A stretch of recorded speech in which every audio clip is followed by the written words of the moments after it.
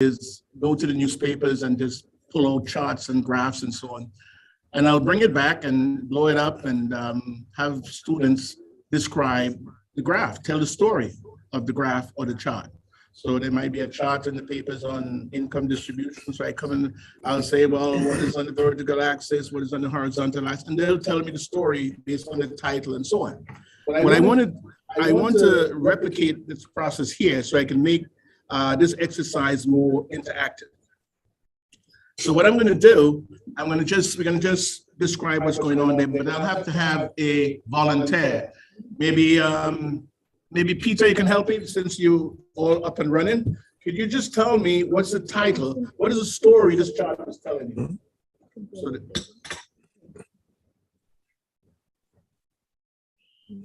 Peter, oh, you can.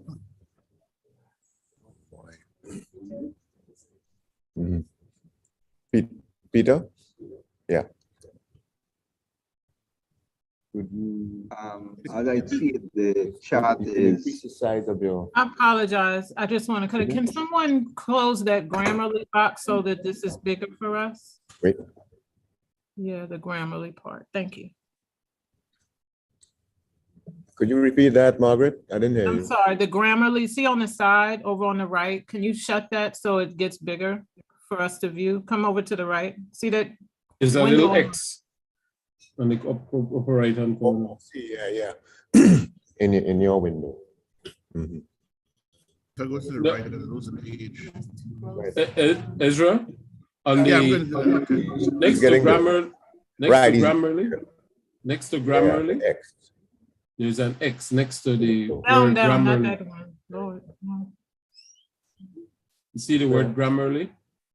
All right, Now, that works. see it now, the right-hand side's cut off. Yeah, got it. Okay, I closed it. Right. Yeah, you have to move it more to the left. To the left? Yeah. Oops. Yeah. Better. Ezra, there's a little X. If you see a blue share thing, if you look under that, a little ways down, there's an X. You can click on that X. Yeah. See that X. Down, no more yet. See the X. It's not X there. You can't see the left side. Then you can zoom back out just slightly.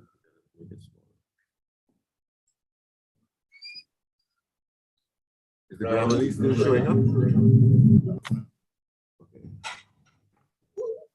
You could increase the size just slightly, and then it'll fill the screen. Oh, man. Using the same Look zoom in the feature at lower- the bottom. Yeah, lower right corner. Control. Click the plus a couple of times. Is this better? A little bit more. Yeah. Mm-hmm. Yes? Yeah, that looks manageable. Thank you. I wear glasses, but I can't see a thing. Thank you, Margaret. Okay, Peter is going to tell the story. When he looks at this chart, this framework, what story comes across? Just in a descriptive way. Start with the title. Okay, safeguarding the ICH in Grenada. We're speaking about the practice. And we have columns and we have rows. And we have here, what is the focus in terms of the priority, the desired accomplishments, the considerations. And we see as well headings like structure, the ICH leaders practice process, and some of the evidence. How would we confirm whatever assumptions that are made, or how will we verify what the reality is currently as well as in the future as we actually do the work? And we see here that this involves professionals, it also involves community persons. And it's in one pictorial presentation, you can have a complete understanding of where we are at any time with regard to this project. Thank you, Peter. Couldn't do it better. So what we have is a framework that describes the way we're going to work, but it also tells you what the design looks like, the structure, the components, or the organizations and individuals that will be doing the work or where the work resides. So that will be the first column.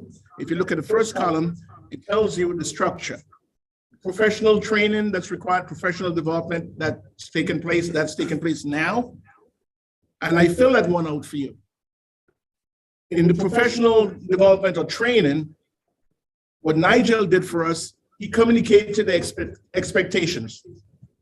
He facilitated the learning.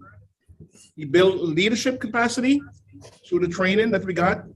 And we, during the course of the week, we are able to reflect and tell, monitor our progress along that continuum of professional development. But before I continue, I want to go back to one thing.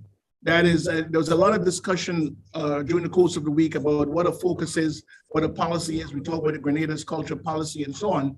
But here, this is a suggested focus or priority that we will be working with.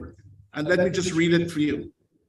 Our focus is on educating, offering services, and hosting workshops to advance ICH by empowering communities, including practitioners and other beneficiaries, to safeguard Grenada's culture and heritage.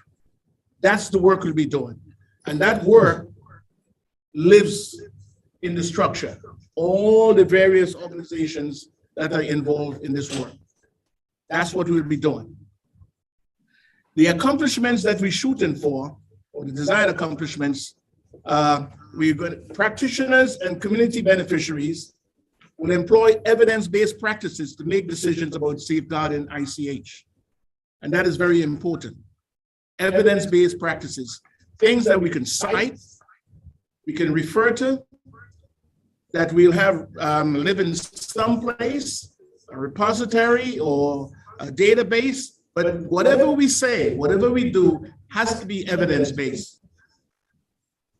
The third column deals with the things that the context or the parameters that we have to work with. One is we need to have a shared vision for ICH safeguards. That's something that came across during the course of the week. The ICH culture and training programs, we need to, excuse me, that's one of the priorities that we're working within. We need to have an environment that is safe, efficient, and adequate. We need community beneficiaries, practitioners identifying the elements, because ICH work is inconceivable without community involvement. And in our work, there needs to be integrity, fairness, and there was a lot of discussion about ethics. And lastly, which is something that dominated the proceedings during the course of the week, is the context in which we work. It's political, it's social. As a matter of fact, in the chat today, there was a lot of discussion about implementing ICH in the schools. And a lot of what came out was about those constraints, those contextual, those institutional constraints that sometimes can really prevent any movement from moving the needle. So those are things we have to be concerned about. And we also talk about we need to have a legal, safeguards as this work continues, and so on. So that's basically the parameters we're working within, and we have to be cognizant of them as we move forward. So just look at the structure. I have professional development and community stakeholders. Below those two, I have just about a representative sample of all the organizations that's participated in this workshop. And each organization is expected to complete their cell for intangible cultural heritage leaders practice, their cell for what their processes will look like, and their cell for the evidence they will have to represent the elements that they will be working with. So let's just look at what we expect in the professional training.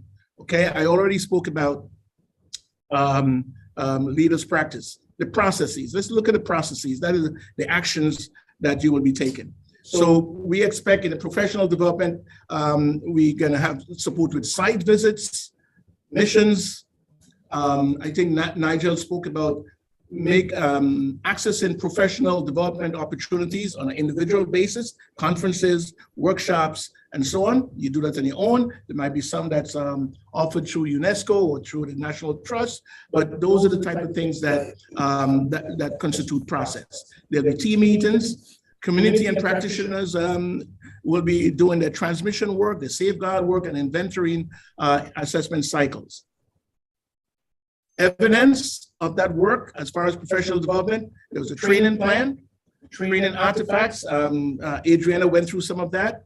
We hope to do site visits coming up as a team. There'll be community and ICH practitioners work and self-reflections. We'll be doing that today, evaluations and so on. So that's the kind of things we will be doing on the professional development part of the structure. What we expect community shareholders to do, building leadership capacity. We are doing that through the workshops. We have many communities represented here. They'll have their schedules so we can see it when it's done, so it's documented. Their strategy for moving forward, what they're going to do like in a year's time when you have a series of scheduled activities that will take place that will involve community building and so on, and progress monitoring. Each step of the way, what are you doing towards that end goal? So we expect that from the communities as far as their practice. Then what are some of the processes? The processes are group meetings where possible, they're planning meetings, sharing experiences, and so on. Intervisitations, we had conversations about cross-border work yesterday. We talked about intervisitations, community visiting community, teachers visiting different schools, and so on. And such as, communities, school and others to look at best practices, because that's basically what we're trying to do. And lastly, for evidence as far as community stakeholders, we expect to see artifacts such as photos, recordings, or videos of ICH work. Okay, narratives about experiences. Those are the type of documentation, those are the type of things we need coming out of each part of the structure as far as participants, so that we can have that inventory, we can have that list, so that if we have to move to something else, we will have the evidence to show that the work is done and is continuing. So the inventories, and if we need to do nominations, it will come from that work. And what I want to do now is to just show you, give you an example of what we expect moving forward. So for example, I have these organizations here. I have the Grenada National Trust. They will have to do an activity like the two I just did for in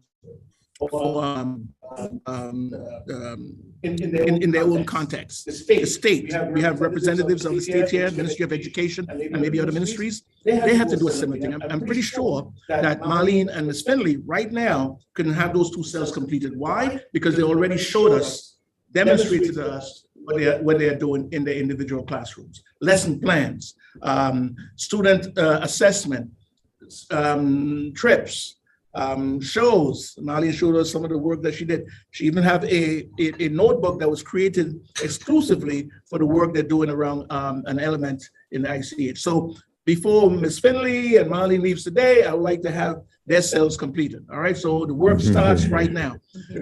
We have Ministry of Youth, we have NGOs here today. I expect something from the NGOs.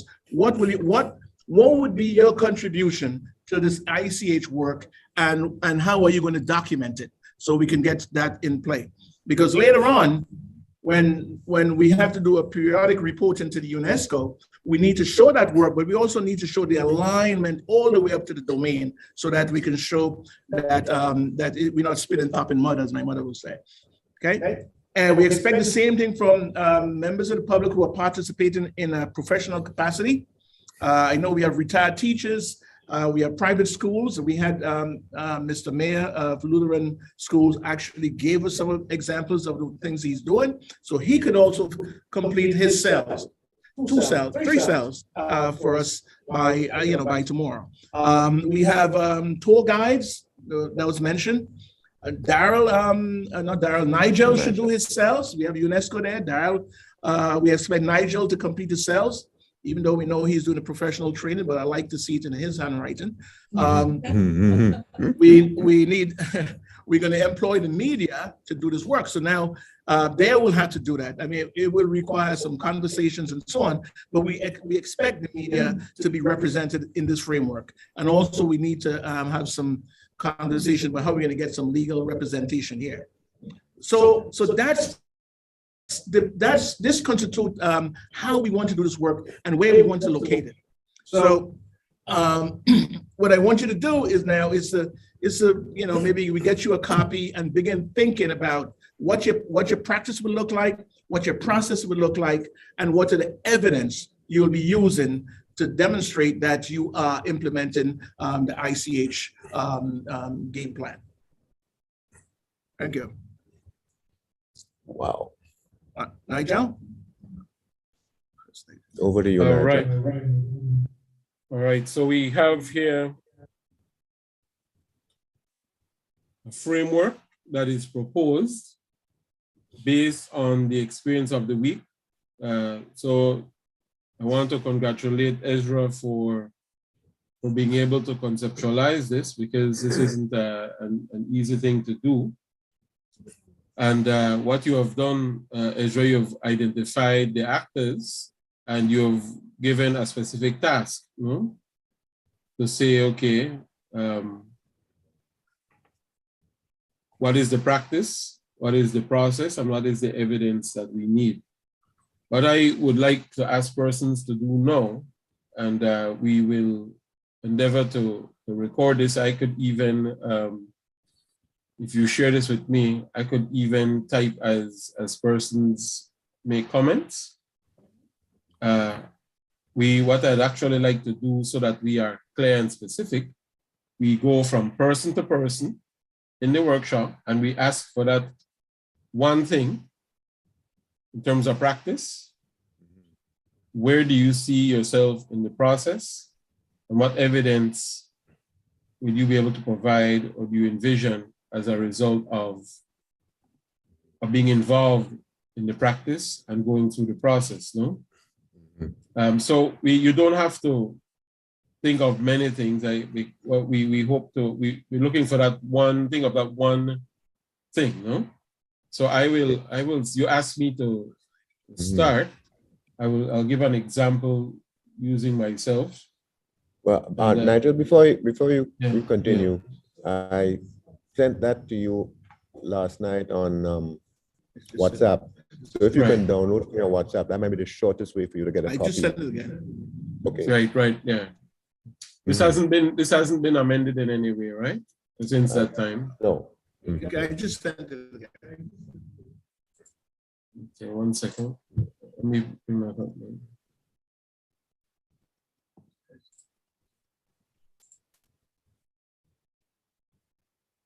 Okay, I'm seeing it now.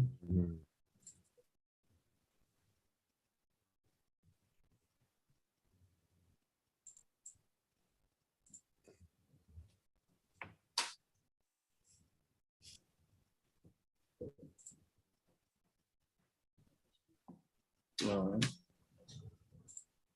So if you would allow me instead then to share my screen, since I've downloaded it. Yeah. Right.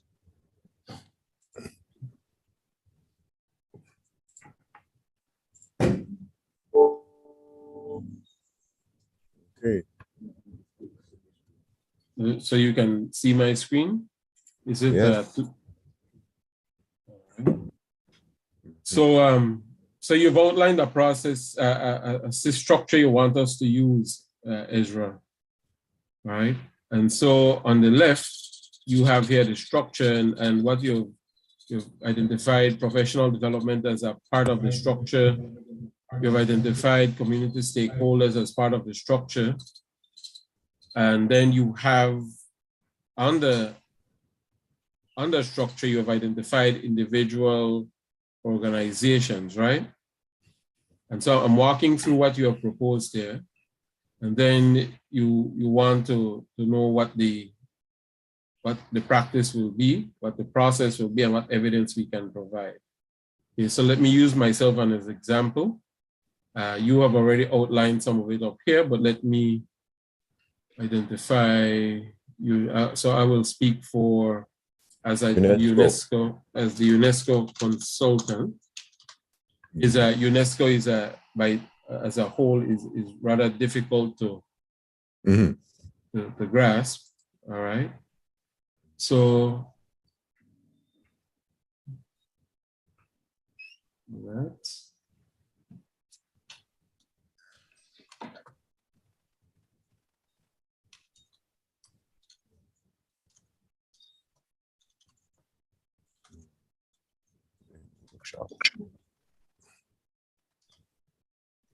for the, I'll say GT for the Grenada. Yeah. Let me try and develop a thing here. Grenada Intangible Cultural Heritage Team. And just like, yeah. Right. So, provide support and advice.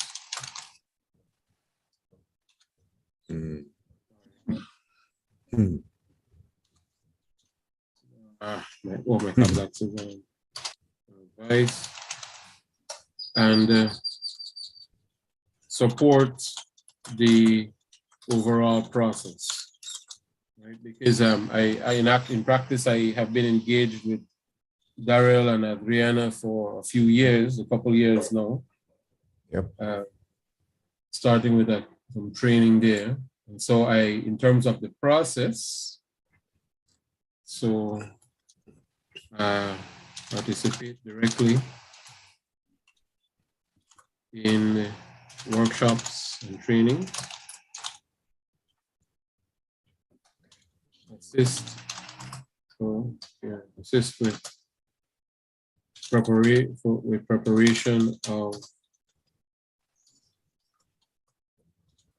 implementation and procedural documents. So just as you're doing now, you've created this. So I will assist with that as we look at it. And then as a third thing here, support the overall process. Part of the process is stop, or I'll say maintain here, in a line of communication with the GICHT. All right.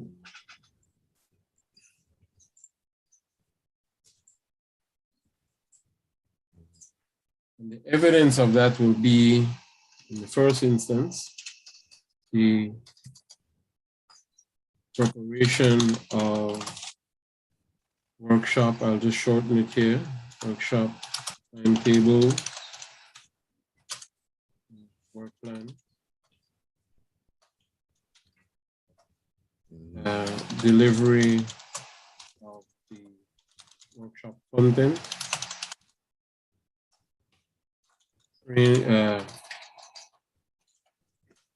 completion of training of workshop participants,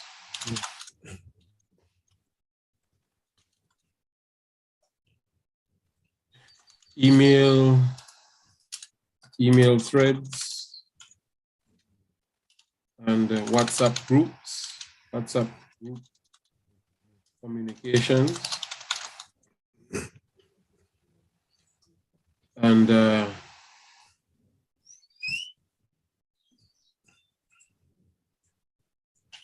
maintaining. And that will cover that. So that is how I understand what it is that you have proposed as a structure. Is that satisfactory to you, Ezra? Yep, that is fantastic. And I hope while you were doing that, everyone attending was thinking already, mulling over in their own minds. Yes, this is the sort of format and way, the process. Okay. So thanks for the demo. Okay. And Nigel, Okay. and if Daryl as the Minister of Integrity going to do a site visit, he's going to ask you for your evidence, right? And I think you have it there. So that's the point. Okay. You don't just write stuff down. It has to be in some cases we have to feel it. Photograph, a agenda, something. It has to be tangible. So I'm not playing on words here, but it has to be something you can feel and touch. Yeah. In the evidence part. Yeah. Okay. So back to you, Ezra. So, Daryl, I know we run out of time, but I would have liked members here to take a little. I know if we can share the framework with them, to spend about 5-6 minutes in the team or individually, and do what you just did. Yeah, I think so. I'm not sure how that will. What we could violate your procedure for today, but I would like to see that activity done. I'm not sure how the folks in Zoomland will be doing, but you should also endeavor to do the same thing. I mean, we can do the compliance here, but I'm not sure with Zoomland. But eventually, you'll have to do it if we're going to get this work done. Well, I would actually recommend. I would like to. Can you hear me? Yes. Yes. Yeah, I would like to actually recommend that we play a song from Grenada. Why we do that? And in the duration of our song, I'd like to ask let's do a roll call here. If you are here, please say present. I guess that's the old school way, no? If you can open do we have representation from the Grenada National Trust? Well, yes. So when we say the state, what do you mean by the state here, Ezra? All the remaining ministries, I guess, because I use a state because in the UNESCO literature they refer to the state. And usually the state, I was thinking mostly of the public side, meaning the governmental side. So do we have representation here from the Ministry of Education? Either take out the state or put the individual ministries, but that would be a lot, the ones that participated. So 3 or 4. So therefore, as far as I know, culture, education, tourism, and youth. Okay. Do we have representation of the Ministry of Education? If you're here, Actually, please say present. The full name is longer than that. Youth and sports and cooperatives, a lot of stuff. Yes. And so just leave youth. Youth would do. All right. So do we have representation here right now of the Ministry of Education? And tourism, yeah.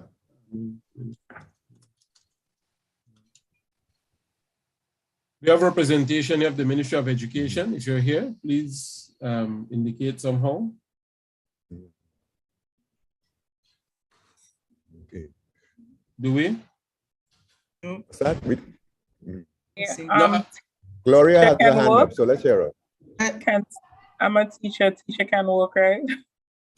Say it again.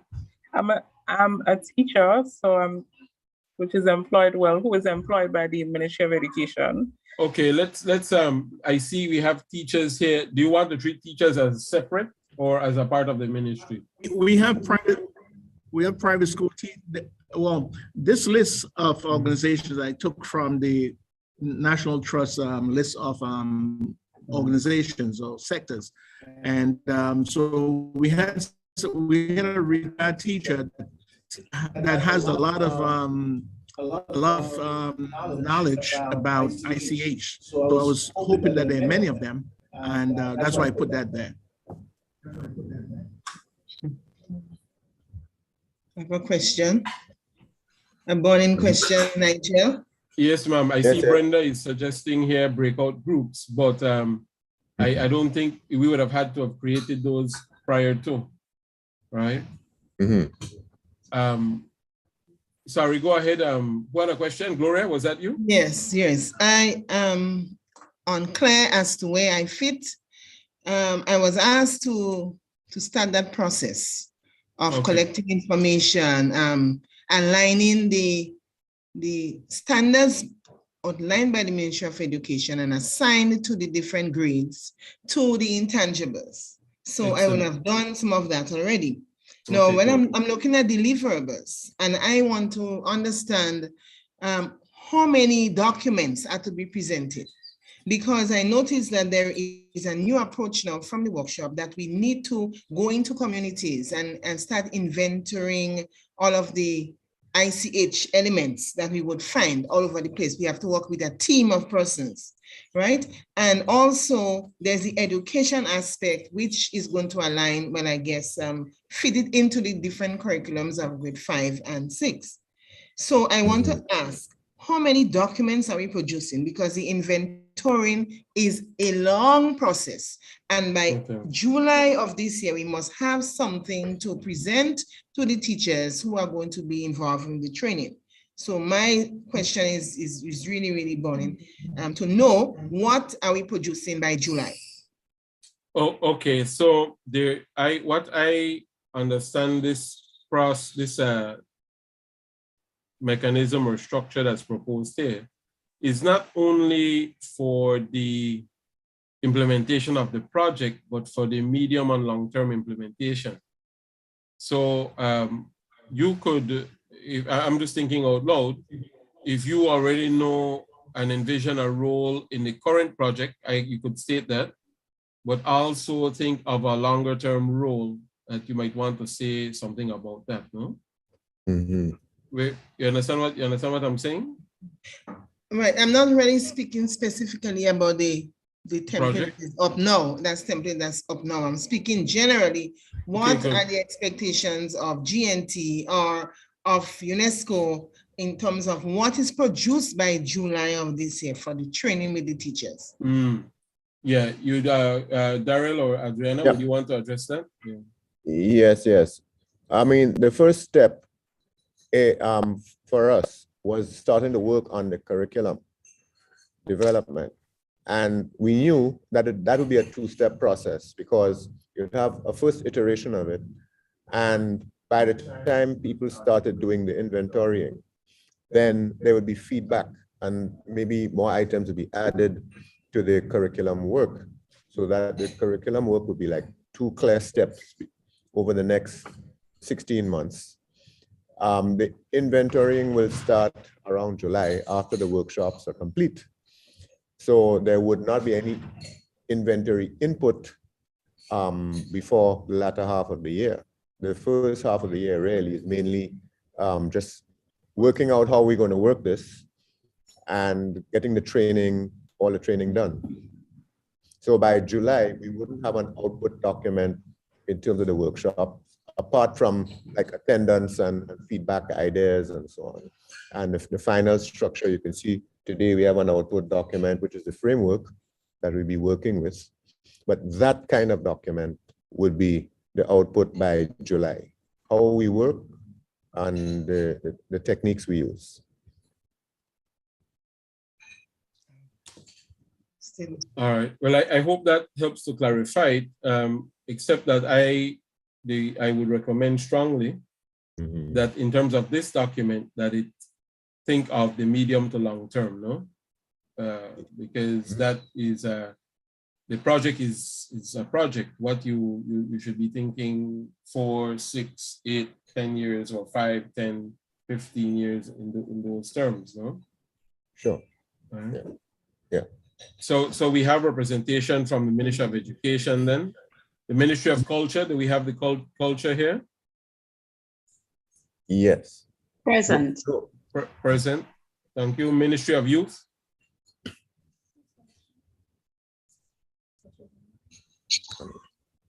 Ministry of Youth.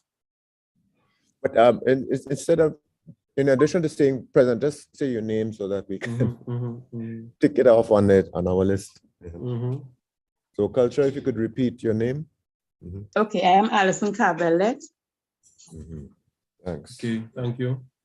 Ministry of Youth. Ministry of Youth. They may not be in today because they have a funeral. One of their members' mom died. So you may not get to them in today. Okay, thank you. Ministry of Tourism. Ministry of Tourism. Anybody from tourism here? Yes, Kim Julian. Oh, okay, okay. Thank you. The Grenada Cultural Foundation. I think I saw Sherma. Yes. This morning. Sherma, are you here? Yes, she's online. She's online. She was in the chat. And the CEO is here. Okay. He just stepped outside for a minute. Okay. The Grenada Tourism Authority, is that different from the ministry? East Cultural Foundation. Yes. Okay, so Considering Spice Mars part of Cultural Foundation. Grenada Cultural Foundation. That may be wrong. That may be wrong. Spice Mars, Grenada, you're right. Grenada Tourism Authority is here. And that is separate from the Ministry of Tourism. Is that correct? Yes, separate. Okay. We have here diaspora. Who's representing the diaspora here? Who would like to represent diaspora? I know a couple persons here. I think Tahira,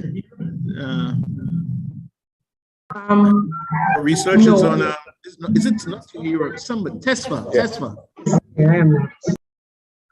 Yes, I'm here. Have I been recruited to that role? Yeah. Okay. Okay, I'm here, yes. Is this ICH technician? Is that what you're referring to here, Ezra? Oh, those are the technicians. Yeah, I guess those are the paid folks. Now technicians, ICH technicians. Is there anyone? 7, 8 of them. Okay. Is there anyone here? We call them technicians. Do you mean practitioners? You mean? Well, practitioner. Maybe. 1 second, Nigel. ICH technician is a person that you recruited. You know, Nigel. Yes, sir. I refer to the CEO of Spice Mars as being a representative of Cultural Foundation because Spice Mars comes under them. So I don't know how, but it's such a major singular item. I don't know if that requires a separate line. We could do that. We could do I'm here. Okay. Yeah. I'm here. Nigel, Adriana can tell you about the ICH tech. Hi, Nigel. Yes, yes, ma'am. The ICH technicians are working or will be working under the supervision of the ICH coordinators. So the way that we are envisioning it, we think about it is that the ICH coordinators already there. Potentially, we need to secure Petit Martinique if it's going to be covered by Carriacou. So we have the ICH coordinators with a specific job descriptions, and they will be planning and meeting and overseeing and supervising the ICH technicians. So they have to do these schedules, meetings, once they are trained in order, because I know that most of the people here, all the coordinators are also engaged to their different job positions as well. They're sharing this commitment, but at the same time, they have to look at which will be the best schedule and viability in order to to plan this and to gather and meet the ICH technicians. So the way that we are thinking, maybe there will be 4 ICH coordinators, and under their team or within their the respective teams, 4, 5, or 6 people, persons with these different backgrounds and expertise, like we told ICH experts, research, journalists, photographers, and so on. In terms of having this complete team. So if they are more than 5 or 6, that will be wonderful. But again, our budget is kind of limited in the quantity of persons. But if more people show up as a volunteer, they will be wonderful, because this technician will be working and guided by the ICH coordinators. Thank you. Okay. Let me ask. Do we have any coordinators or there's one thing I would like to remind everyone is that even if you're here representing an organization, we still need your name, because if we have to be in touch with that organization, we want to speak to the person who participated in the sessions. Otherwise, what do we do? Who do we ask for? There'll be a scramble and so on. We need names. So consider that you're here in your personal capacity as well as the organization, because it's your enthusiasm and passion that has you here in the first place. So this is what we're trying to. We need everybody's name as well as the organization they represent. Thank you. Okay. Thank you. Carol or Nigel, where does the Lily Red Hat Foundation fit into this chart? I think I can see we're getting to it right now. I was going to create either next to NGO, a category that says NGOs and cultural organizations and private cultural organizations. Mm-hmm.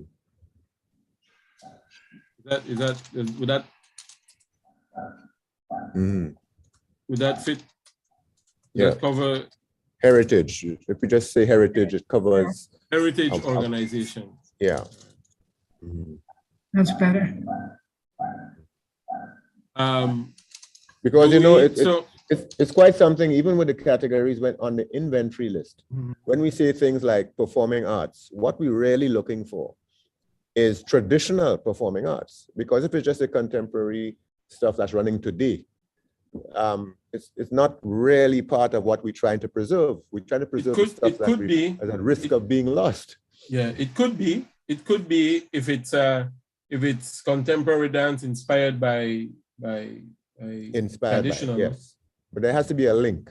Right. Otherwise, it will make it too broad. Of course, what we're doing today would be heritage in 30 years' time, but for now, we can't capture everything. Right.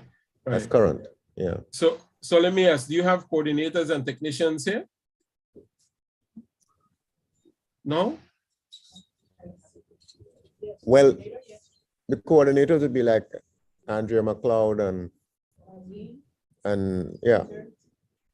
Marlene and Peter. Okay, good. So cultural festival representation, is that would this adequately represent Spice Mass, or do you want to put that separately?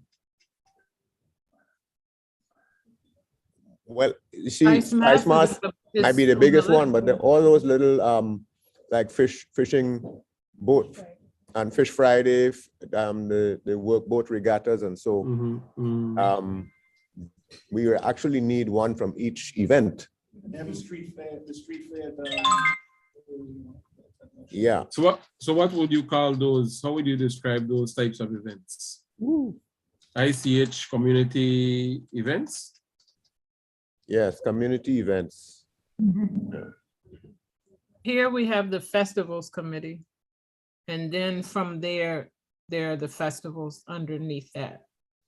So Sky is chairman of that. And then we have, for example, as you mentioned, chairman of the regatta committee, chairman of the whatever committee. I know that we have a committee here. I wish, I was hoping GTA was on a call. They could clarify that relationship a lot better. So what would be the best way to capture? She's asking about the subcommittees, all the different festivals. How are we going to get that list of the festivals that run? Can I intervene at Our this list. time? Hello? Sure. Go ahead. Who's that? Is that you, Sherma Sherma? Wells here from the Cultural Foundation. Okay, Sherma. If I may say here that the Cultural Foundation is the umbrella body for almost all of the entities that you have been referring to. Community groups, parish organizations, the Caracou Festival Board, they all fall under our jurisdiction as an umbrella body. Spice Mass, Seydu Spod, Fisherman's Birthday Organization in St. John. So a plethora of these, or all of these organizations fall under the umbrella of the Cultural Foundation. We would have details and information as it relates to membership and all that you may require from us. We know that Spice Mass operates as an autonomous body, but they're still under the umbrella of the Cultural Foundation as well. So we can always furnish you or participate in any meaningful way that you may require to reach out to these people. Okay, let me ask, how would you categorize, would you recommend treating them with some autonomy where they're able to function and participate in the ICH implementation going forward independently, or would you prefer that there is some cooperative action through the foundation? Right. Well, we have sent a number of them, I think 20 odd persons out from those groups to you. So we expect that they would participate at that level. Beyond that, if you may require any further furtherance of their development or involvement, we can always play a role, you know, but we do expect them to operate on an independent level. Okay, that sounds excellent, because then what I can envision here is that the foundation thinking of ICH support for the organizations, and then I can envision the organization seeing themselves as being involved in safeguarding at their level as well. So even though you're part and parcel of the same picture, you would have separate functions and roles to play. If I'm understanding the process correctly, is that reasonable? That's reasonable. Okay. All right. Thanks. All right. So we have here do we have a historian or historians here? Angus. Yeah. Do we have any other researchers or social scientists or other types of persons of that sort, of that nature?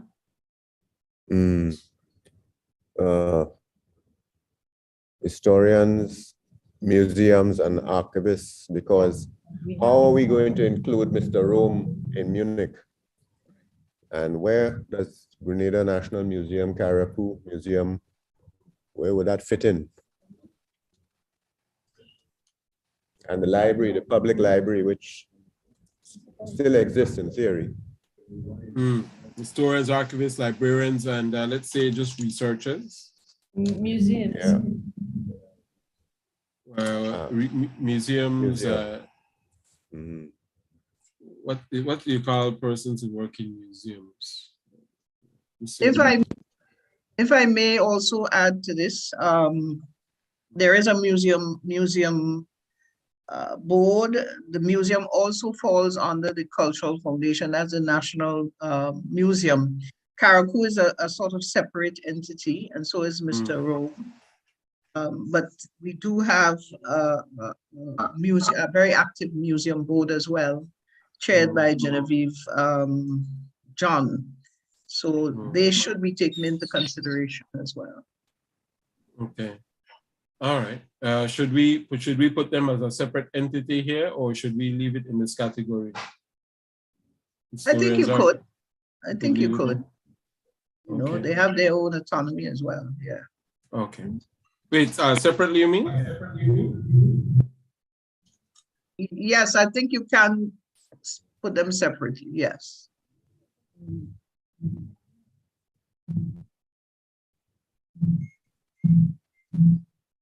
You have any anthropologists? So there's a random question. No. All right, yeah. All right, so you have NGOs and heritage organizations. Hi, Nigel. Yes, I put it in the chat. Yes, I do for my research. I do engage anthropological methods in my research. So I'm Okay. Okay. I do have some anthropological training and expertise, yes. Okay, so we have all right, I'm seeing it here. Yeah, so we have curators, anthropologists. Yeah. All right, good. Yeah, and Jonathan Hanna too he's almost living here. We have a few university people who are regularly here. Museum board, and I'll put their curators. Right? So NGOs and heritage organizations, this would be, so would Willie Redhead, for example, fall under community heritage events organizations, or would you just classify that as a separate type of heritage organization? Heritage like the National Trust. Maria? Sorry. Oh, so, so this would be separate set a separate grouping than the groups that would fall under the foundation. Is that right? Yes, it's just like the National Trust, same, just pure heritage, and it's not really a community organization. It looks after the community, but it's a heritage management. Does this category stand in NGOs and heritage organizations? Yes. Okay. Okay. Do we have observers in the room? Yes. Yes. Okay. I guess most of us, right? Yeah. No, we do have an observer. We do have an observer. Okay. Okay. Yeah, we have an observer who is a documentary photojournalist, I think. I see. All right, let's separate that. Maria Mafla. And we have teachers, active and retired. There's no such thing as a retired teacher, is there? Nigel, I'm an active teacher. I'm actually sitting in my classroom now. Okay, who's that? Tahira. Oh, Tahira, okay. I'm also a teacher as well. My name is Janelle. Janelle John? Yes. Okay, Janelle. So private schools, do we have representation of private schools? My friend Friedel, who was on earlier, is with the Grenada Institute. He had to leave to go teach, but he's been on all week. Friedel Logie. Okay, okay. Yeah. Do we have public schools present? Yes, I am in a public school, public secondary. Okay. I am in a public primary school. Okay, good.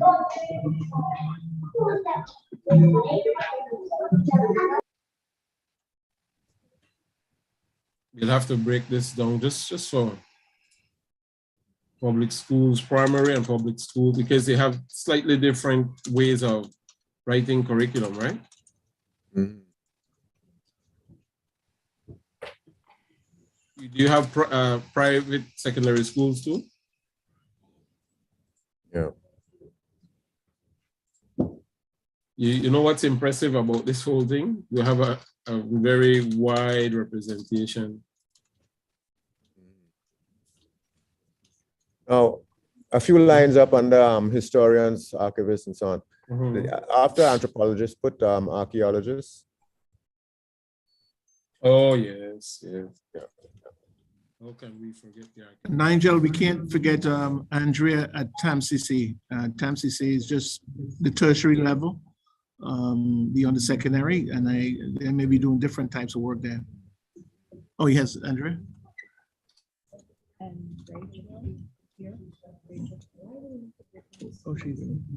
Tertiary level, tertiary education.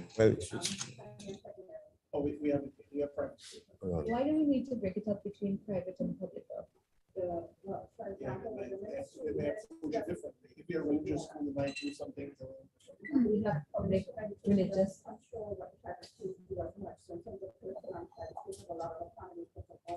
yeah. Speed of reaction. I mean. Yes, that is a good point. Mhm. And we group to implement. Yeah. Reminded me of archaeologists. I'm tempted to make a joke about them, but I'm resisting the urge. So tour guides, any tour guide in the house? Yes. Yes. Yes, we do. Yes. Okay. Good. Good. Who's that? What's your name?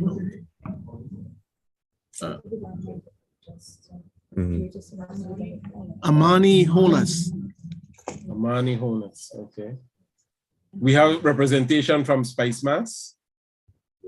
Yes. You want to treat Spice Mass as a separate stakeholder? Yes. Okay. Do we have any? We have here a documentary photographer, a documentalist, Yes. maybe. Oh. Yes. Yeah. Let's do that separately. Let's say photography and videography, no?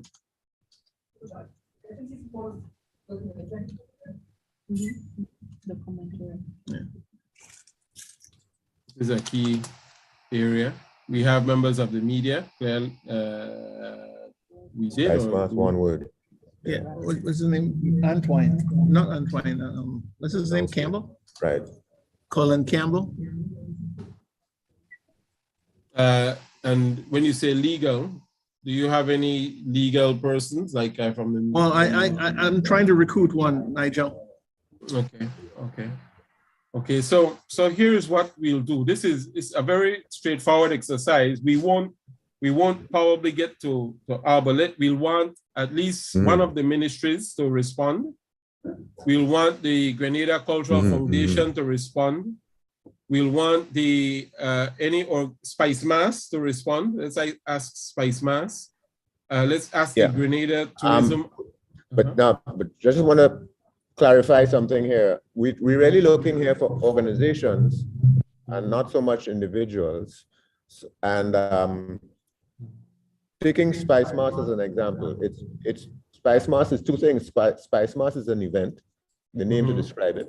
And it's also Spice Mass Corporation, an organization. So what we're looking for here is a corporation so that we have a contact point.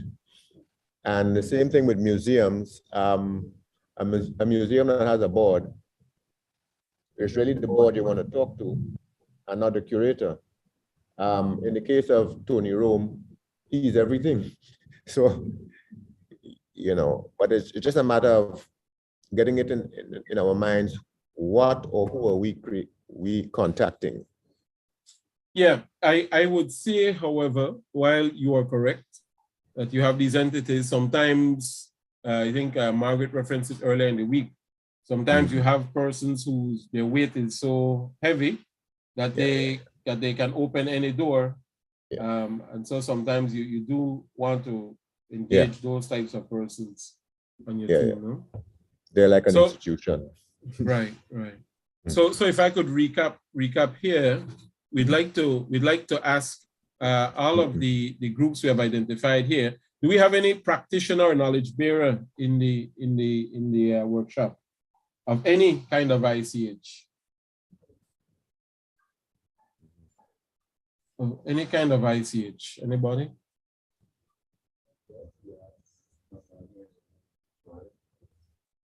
Any practitioner of any ICH element? We do, but they're wearing different hats already. So we have it doesn't matter. I would like we do practitioners outside of their other duties. Yeah, I would like for one of them to take on play the role for today. Danny, a practitioner rather than and Danny Donlan, tour guide, I think a tour guide or sailor. Any practitioner? Yeah, so I gave you 3 already. Okay, okay. So I'd like for at least one of them or 2 of them to play the role of practitioner knowledge bearer today for the purposes here, and not the role of representing an institution, no? Some organization. It's important to get their perspective. So what we'll do, we'll just take 5 minutes and think about it quickly in terms of what we have here. And we won't insert all of it, because what I would recommend Ezra and Daryl is that you use this template that you've produced and you do a separate half more exercise on a Saturday, where you just discuss it and then you fill it out, no? And then it will give you a big picture of the situation and of what's possible here in Grenada, no? Which is it's impressive that you were able to come up with this, Ezra, because what it does, it creates an opportunity for all of the stakeholders, right? All of the concerned communities, groups, and individuals in collaboration with the state. So the easiest way to approach this is to think of the role. Remember, we went through the role of NGOs, the role of the state, the role of organizations. Just think about it in terms of the primary role that you play, and then jot down what you believe to be, in the first instance, what would be the practice, those actions, behaviors, in the response to what we're doing now, the processes that you would participate in. Now, it doesn't have to be, an important thing to think about this part of the process is it doesn't have to be the project process that's going on now. You can create your own process. You might already have your own process. Like if you're a Spice Mass or you're the Sailing Association or so on, you might already have your own process, right? And then what evidence would you propose, no? And then the challenge will be thereafter to look at this, especially the state and its key implementers and focal points. We need to look at this and say, okay, what do we have here? What type of resources do we have on this matter already? Where would we find additional resources in the medium to long term? And that sort of thing, no? Right, so this is an excellent sort of a assessment tool you actually developed here. So let's play a song or 2. And we will reconvene right after that, and we'll take about, not to worry about the final 2 units, they're very short and they're not very technical. It's just something to think about, and then we will reconvene in what, let's say 2 songs, 6 minutes, 7 minutes, right? Margaret, do you have a comment? One big song. Yeah, I had a question, but I know we need to go to break, so I'll just. All right. So let's do that then. Please think of it in your capacity, and we'll come right back to you. Ministry of Education, Ministry of Culture, Ministry of Youth. We probably won't get through everyone, but we certainly want to get a cross section, okay? But and before we go on the break, let us think about how we're going to share this information with the public in case somebody comes up and says, wait a minute, our group is not included here. So we really have to have an exhaustive list. And I don't know if Peter could give some suggestions there on, whether we should have a list like this up on Facebook or somewhere like as a permanent list that people can look at and add to if they think their organization is not represented. Yeah, you want this to be a public document. That's good. That's good. Can I just throw, then, I'm sorry, I just want to say, because you are going to want traffic to your website, instead of putting it on Facebook, maybe put it on your website, where it actually, it doesn't get buried in the archive somewhere. Right. Yeah. Okay, but we will put a link from Facebook to, because, you know, people go there, and it's the other thing I was going to recommend after the break was that we get everybody's mobile number in addition to your email, because what's happening today is you send an email out and people are not taking email too seriously in terms of constantly checking for email, because they look at WhatsApp for daily for their messages. So we will, when we are circulating information, our primary source of contact will be WhatsApp, a large WhatsApp group with 60 or 70 of us who are interested. Nice, And email would also be sent, but it would be this. That's where we expect the secondary response level to be. We expect people to be responding right away to things that come up on WhatsApp. I have like this vision in my head. If I could just say something, Daryl. What's I that? have this as we've been going through this, just to have this vision in my head. Like you want what you want in terms of the spirit of it. You see all of these organizations and so on. You want to be able to walk in and out of each other's doors, no? Let me go down to the foundation. I want, and there's something I need to discuss in this matter. I need to go see Maria because Maria, Maria should be able to go down to the Spice Mass, right? And see if there's something. That's the spirit of it all, right? That's the kind of camaraderie you want. And before you know it, we're all liming on a Saturday night, Notice I said we, no? Yeah, as a practical example, Nigel, you notice that the chat has been very active during this Zoom meeting because we feel it's a platform everybody can get onto. It's easy and it's quick. And we want this kind of chat conversation to continue after today. So it will continue on the WhatsApp platform where any day you can check it and see any questions that people have thrown out or suggestions that people have made. Whereas it's less likely you'll do that with your email. And it's also less likely that you will physically attend somebody else's meeting.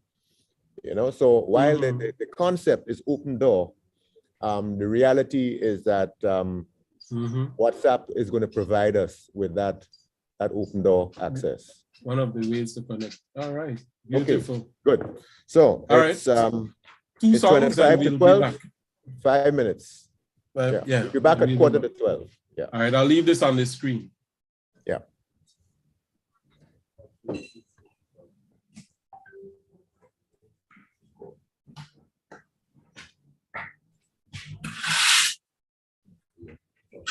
Will you play the song, or should I really want to hear some of my taste of Yes, music? man. We want to hear Belizean stuff.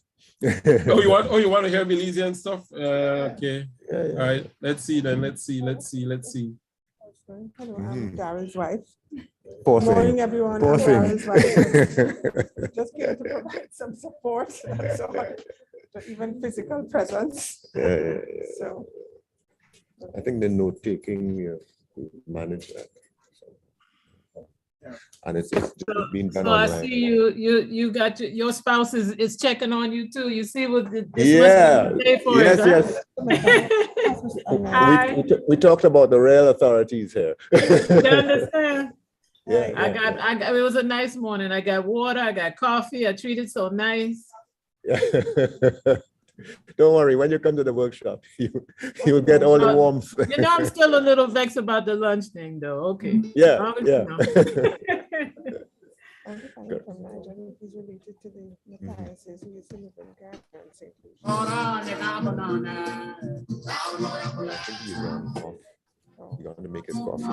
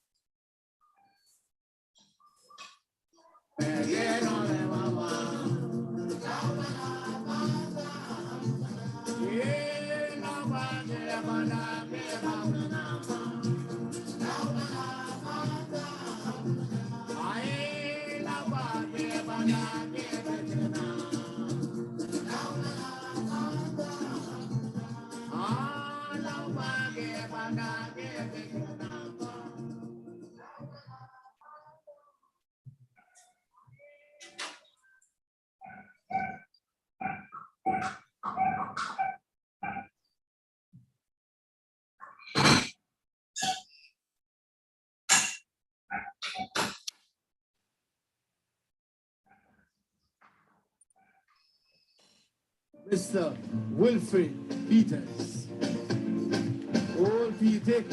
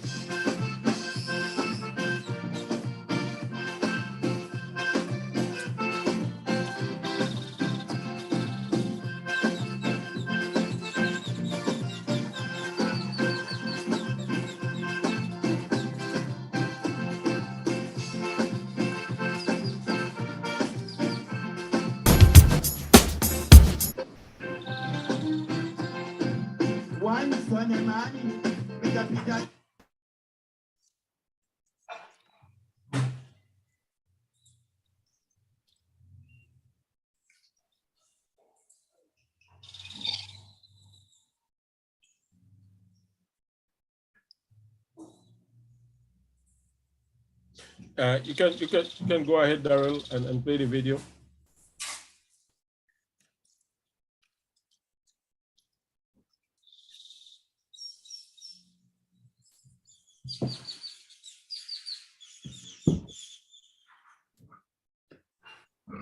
All right, we'll be back in a minute.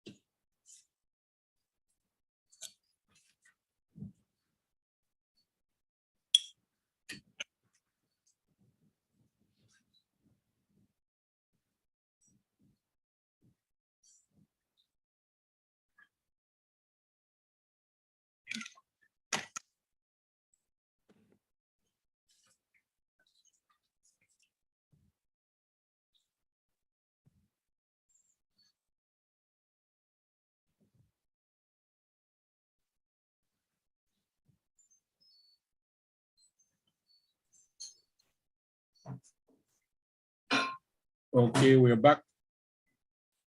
I was doing as Maria was doing. I was grabbing a quick bite because I've had only a banana since 5 a.m. this morning.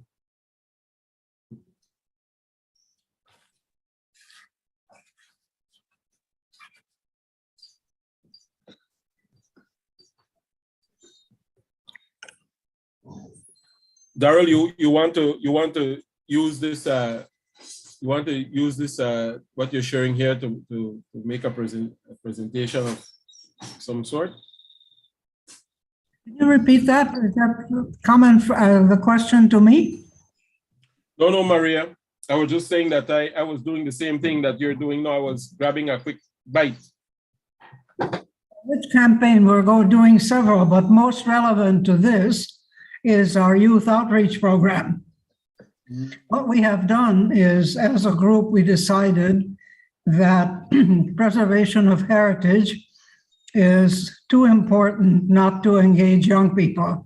Most young people have no idea about why it's important, what it is, how to preserve it. So we approached 2 schools to invite them to participate in a joint program to raise awareness, to involve the young people in discovering what the heritage is that they're needing to protect, and develop a curriculum afterwards so that in the future the school can carry on some of this work. The school we're currently engaged with is Westmoreland School, which is a private school, and they will work with us in field trips, in identifying what is the difference between intangible and built heritage.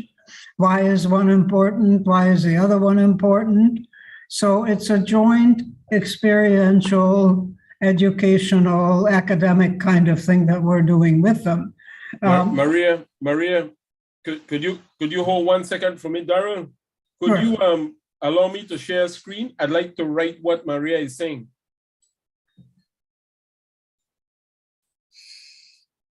Because you notice Maria got right into it, and she isn't wasting any time. She's ready to go. So Maria is representing what's category here? NGO and heritage organization, right? Organization.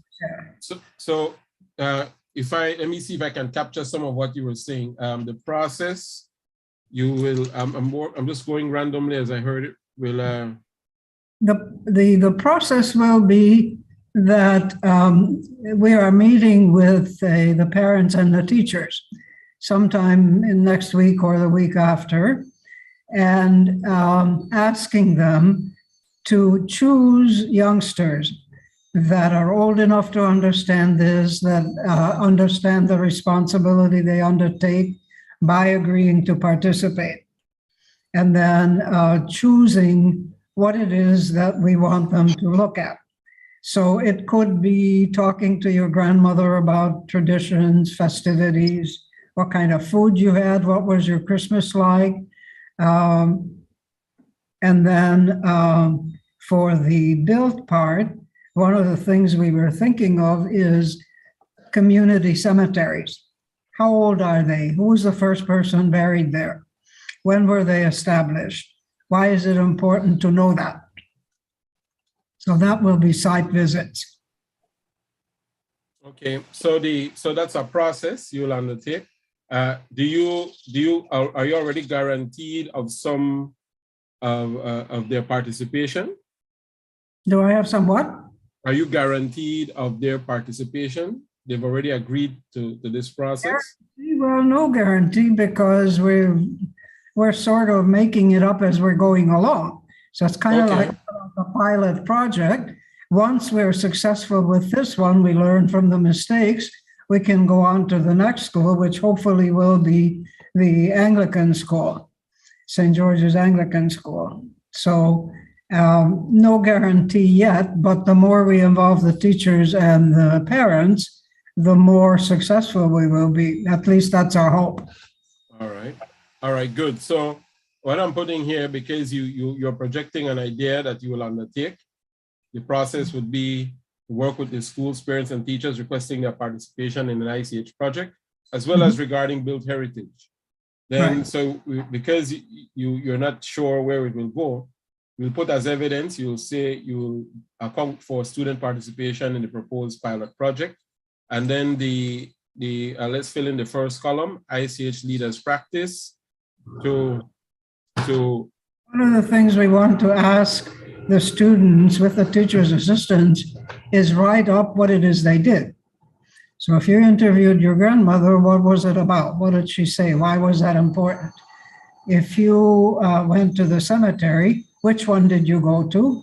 And what did you find? Well, which one was the oldest grave? So reporting back to the foundation is how we're going to evaluate the success of the project.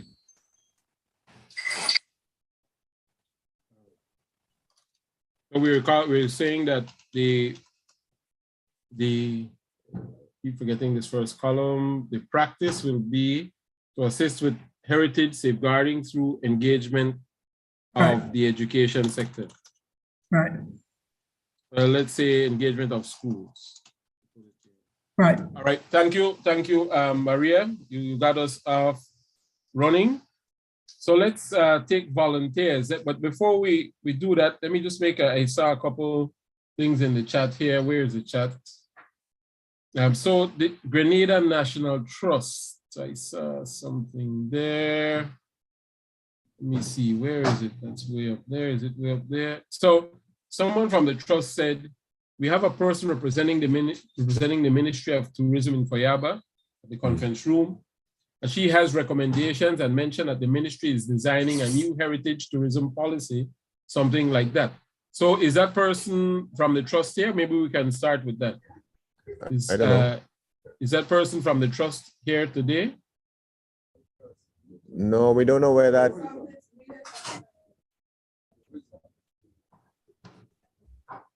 No, yes, no. I don't see the question. No. It's a statement made in the chat by the Grenada National Trust.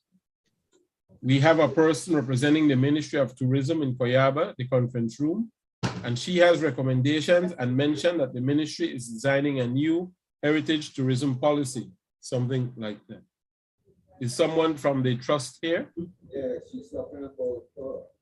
Yeah, well, the lady from GTA is here.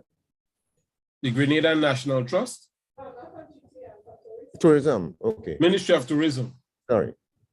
But no, you see, that statement is that that statement would have come from Tourism Authority or Ministry of Tourism. I'm seeing it here. I'm seeing here Grenada National Trust. I wrote it for everyone. Okay, all right. So it's Ministry of Tourism statement then. Okay. It's a Ministry of Tourism statement. Yeah. No, Nigel, that was Adriana talking about somebody in the live session who is here right now that can go in further detail. Yeah. Okay, so who is that person? I'd like to call that person now. Go ahead. Yeah. Go ahead. Say your name so he can. Go ahead. Can you hear her, Darrell? Well, she has to speak first. Go ahead. Say something. Your microphone might be off. You logged in? Because I'm not seeing what name are you logged in as a participant. Yeah, yes, I'll tell you what. Yeah, I'm logged in. Yeah, I'm logged in.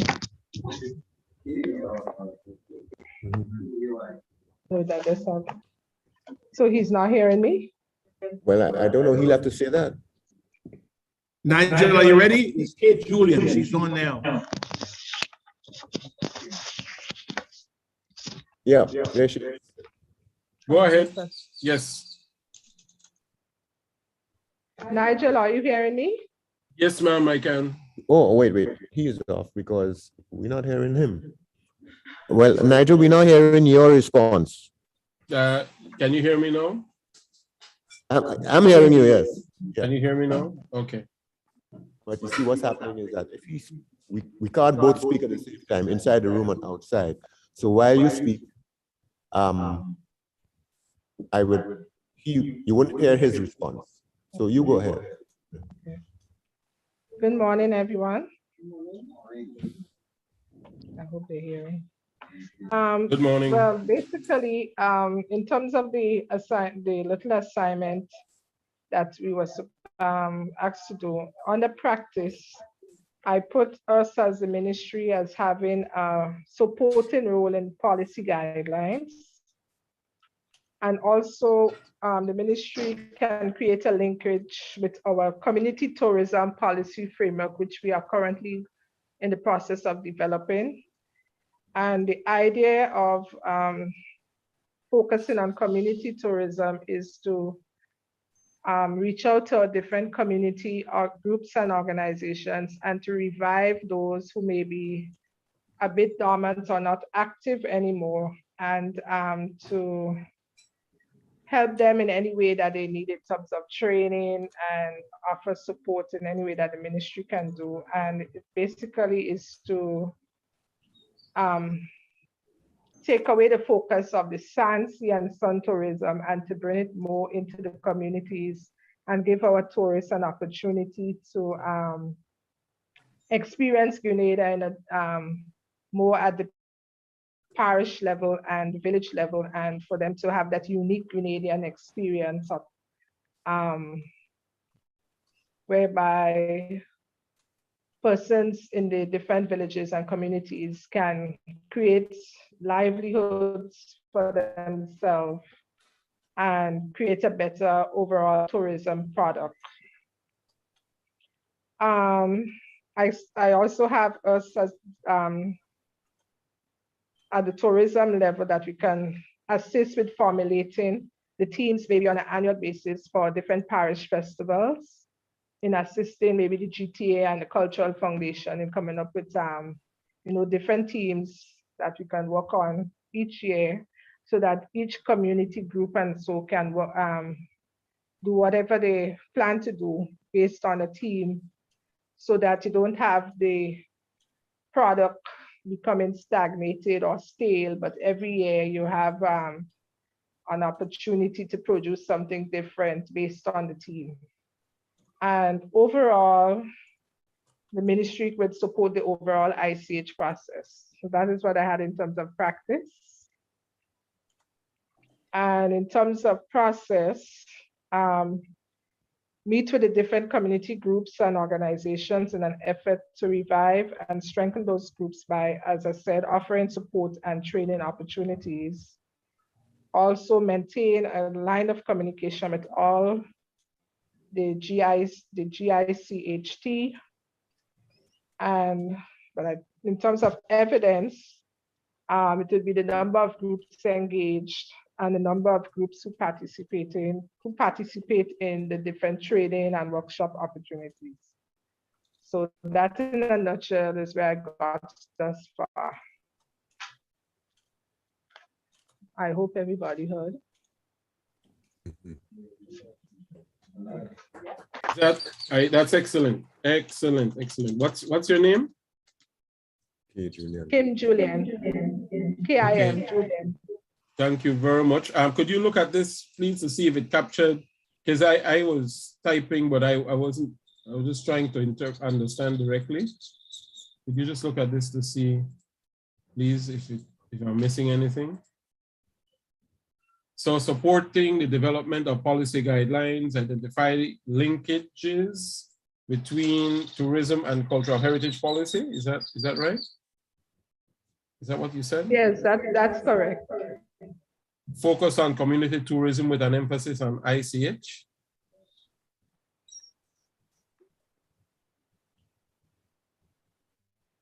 Is that correct too?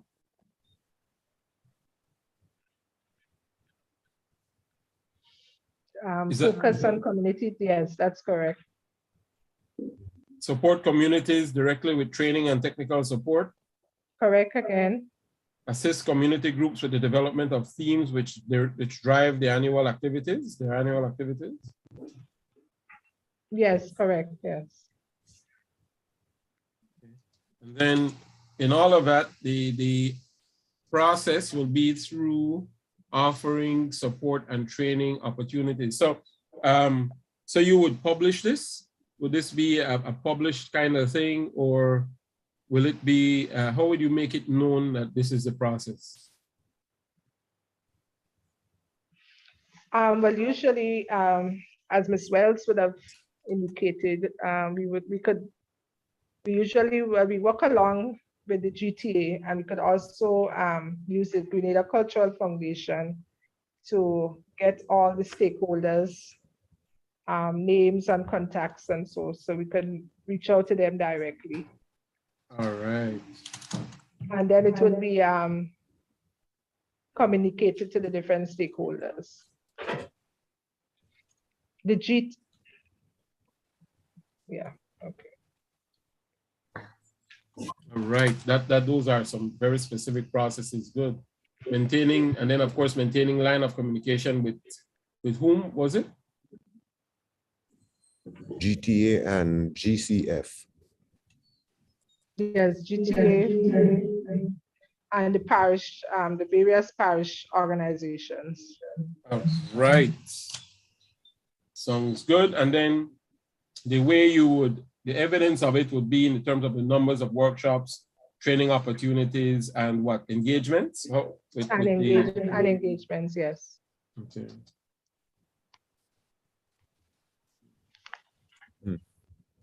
All right.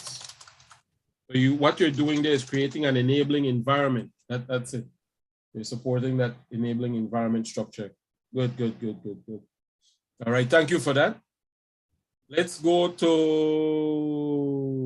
any volunteers. Let's take a volunteer. Arlene. Not ready yet. Not ready yet? Ms. Finley, you ready? Huh? I suppose. Yeah, Ms. Finley, Nigel. Arlene, so you're representing the education sector or the teacher? Hold on. Or okay, go ahead. Go ahead. Okay. Oh, she doesn't have a computer, sorry. This is Ms. Finley. What's your first, Rachel?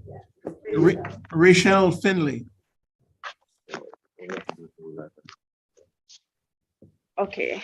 Rachel Finley. Okay, so from the private school perspective, and I looked at it in 2 dimensions, from the board aspect and from the teacher aspect. So from the board aspect, it would be implementing curriculum changes to include ICH dissemination. And then also incorporating into the school practice festivals and activities over the school year to display and present ICH practices at the board level. So that's for practice. At the teacher level, it would be raising awareness in the classroom. Then we have disseminating and training in ICH practices, also in the classroom, and discussion and reflection in the classroom. So that's practice. Process would be lectures, lecture formats, where we would have either the teachers for the various subjects, and some of the subjects I pinpointed would be history, social studies, art and English, both language and literature. So lectures on different ICH elements in the country. Then workshops, where we would have practitioners from the community who are available to come in and train and show how some of the skill building things are done, talk about some of the other ICH elements that are not necessarily connected to a physical modality. And then the next thing that we would do is excursions, so site visits to the various locations where specific elements are practiced, so it can be seen in their natural environments.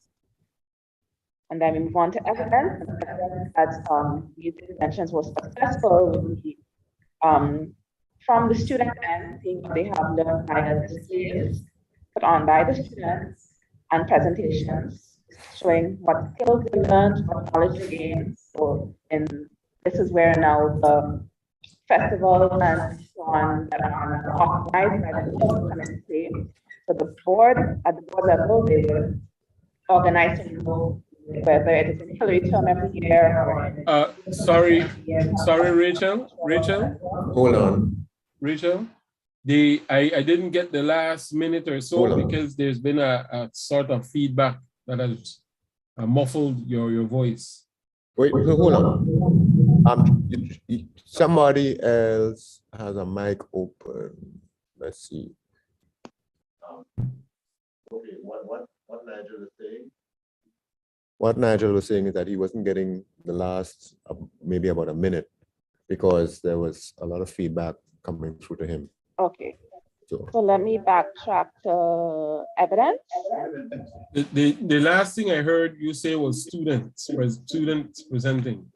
Okay, so let me just take over a whole of evidence. Okay, so the evidence portion would come from witnessing or seeing what the students have learned by their presentation in the first instance.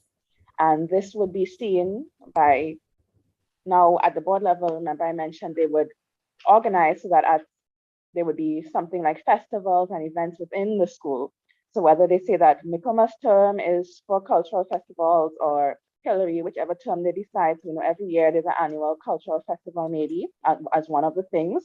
And now under this cultural festival, the students would put on displays and presentations where they can actually use the skills that they learned, show some of the dances, if it's dances that they learned, and they can demonstrate then that they have internalized this ICH and can carry it on. Another evidence is essay writing, and they can be things like essay writing competitions, telling us about ICHs in the country of Grenada, and different students might choose different ICHs to write about. We select a winner based on how well the essay was done. So this brings in the English aspect of it. And then also we can have an assessment aspect of it where we might do a quiz or debate inter-class competition where the focus is these ICHs and now they can show off their knowledge for recognition, for sharing, for prizes. So there's extra motivation for them to learn the ICH beyond just, okay, I'm passionate about culture. Because for some of the students, initially, they may not be all interested in preservation and so on, but when you have a little motivation, a little incentive they'll be willing to jump in and learn a little bit about it. So that's basically what I have. Okay, could you look at what's on the screen and see if it reflects what you said here? Okay, so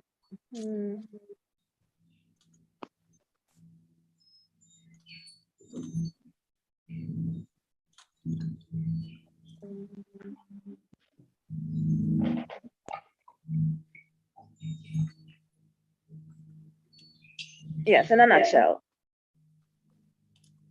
All right, thank you very much. For those subjects that I mentioned, if you wanted to include them: history, social studies, arts, English language, and literature. Nice, nice, nice.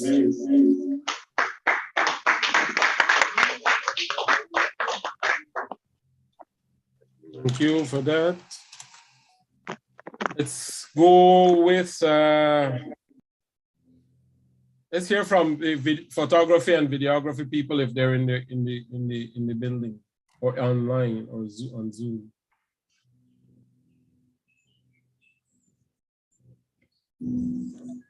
Excuse. I'm Adriana.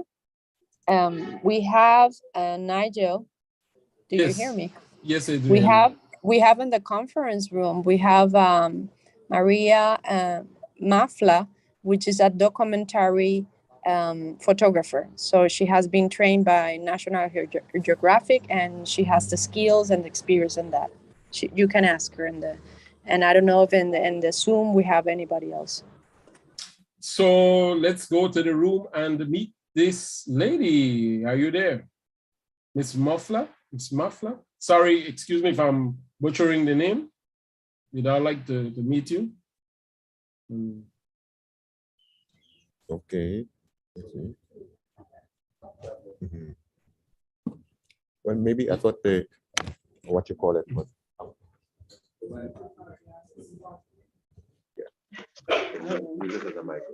Long time ago, I don't speak kind of clear English, so I try to do my best.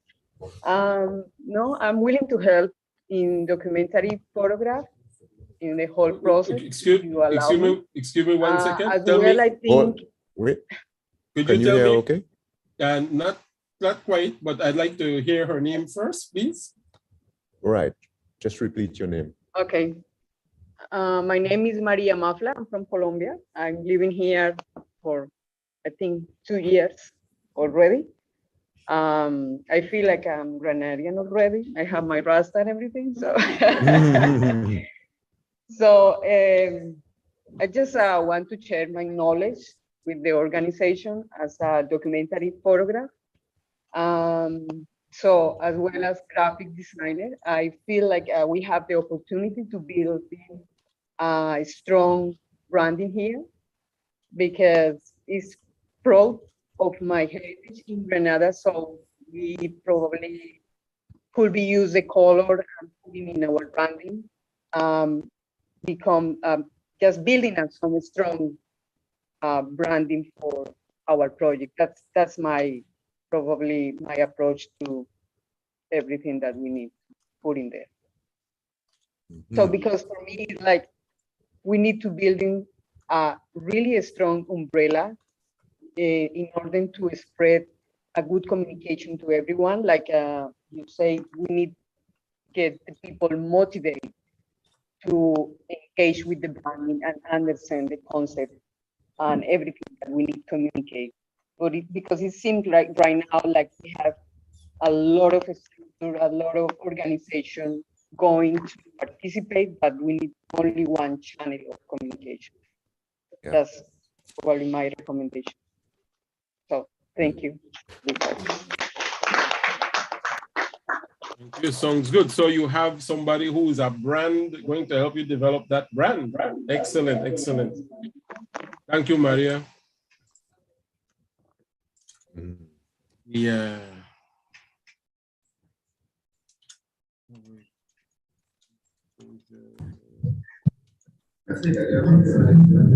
Now we get Spice Mass. You will do Spice Mass? Okay. Okay, so So in terms of our ICH leaders practice, basically what Spice Mass is involved in is the planning for your writing.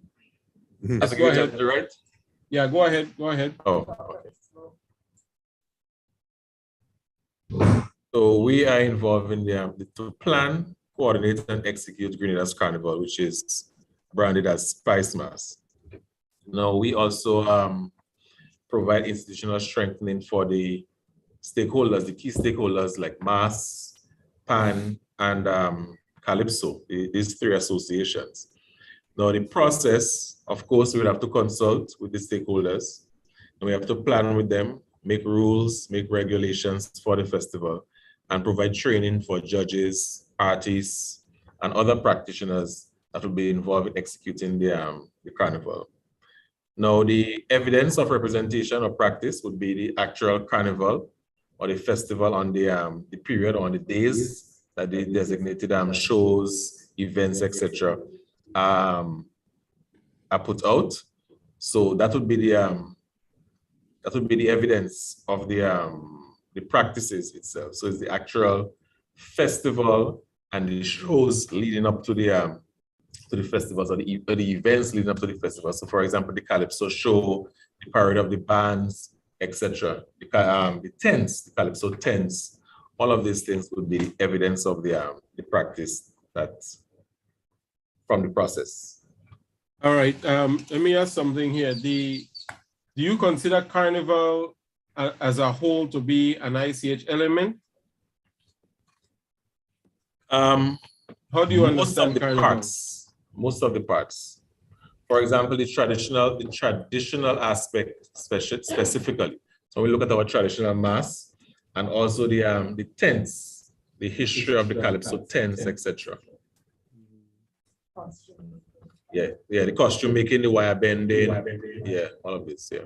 All right, would you be able to identify in the first column here, what are, you said PAN, you said some things just now. Still PAN? Yeah, you said PAN is an ICH, would you say? PAN is an ICH. Still PAN? Mm-hmm. Steel pan is an ICH? Yeah, the making of the steel pan. Okay. Okay. Just list a couple of the ICH within the ICH, or the best word to the Calypso, the mass. Mm-hmm. So for example, we have some of the traditional mass like the Veco, the Shortney, etc. These are ICH. Wild Indian, Maple, yeah, the Moko Jumbies, yeah. Old Mass as well, which actually tells the story of the social. Yeah. All right. All right. All right. Could just let me complete this here. So the process would be what kind of process you undertake? You will have to engage community at large. Who do you have to? Yeah. Who would be your stakeholders? The Mass Association, the Carnival, the people, all the people who are involved in the production of the Carnival. So the Calypso tents, the leaders of the Calypso tents, the leaders of the steel bands, etc. Do you have to contact anybody in government? Well, of course, we take directives from the Ministry of Culture. Okay. All right. Take directives from. Yes. All right. All right, got it. Could you take a look at this and see if it reflects what you said, please?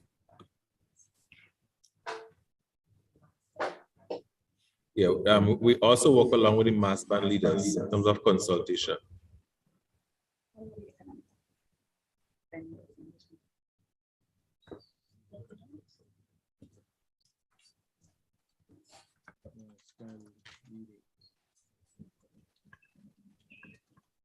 All right. All right, thank you very much, Spice Mass. Is this by any chance the largest single cultural event in the country? Yeah. It is, huh? It is the largest cultural festival, yes. what are the things I would recommend that if you can undertake it in the long run to try and measure the economic input, economic value of that? You probably do have some idea already in terms of the expenditure, but you'll also want to be able to measure the economic impact, no? I think Ezra might be able to advise you on how to do that. But this would be one way to measure the impact of culture and ICH in terms of development, no? And while you speak about economic impact, another stakeholder we have consultation will be Corporate Grenada in terms of sponsorship. And 10 years ago, there was an economic impact study done on Spice Mass. And we are in the process now of looking at another economic impact study. You just off the top of your head, do you remember what that was 10 years ago? What was the economic impact in terms of dollars? No, at the top of my head, no. All right. Thank you for that then. But I know one of the things that came out of the study is that when you look at the overall impact, it has benefits for outside. The hotels benefits, the airlines benefit, the vendors, the suppliers of different things benefit. But when it comes back, if you want to put a measure on Carnival, people may look at it specifically from Spice Mass Corporation and say they're not making money, but the money is fluctuating throughout. But not necessarily coming into Spice Mass. So at the end of the day, they may say, okay, Spice Mass, we didn't make money, but Carnival, Grenada made money. Right. If I may, I hate to use the word trickle-down economics, but that's what it is, no? If I may add to augment Kelvin's statement, that was done by a Dr. Nurse, I think, of UE. Keith Nurse. And yes, and it was in the region of $25 million at the time. Yeah, roughly. Wow. Okay. Excellent. All right. Thanks for that, Mrs. Wells. All right. Thank you, Kelvin. All right. Let's go to culture. Let's hear from the Ministry of Culture.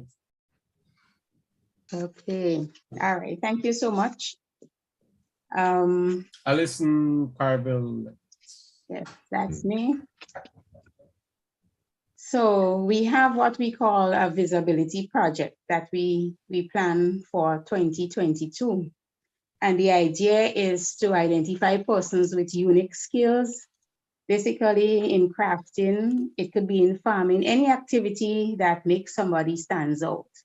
So what we have done so far is to do a site visit, and we've had information on persons who did leatherwork, jewelry making. We even found someone who made mini steel pan.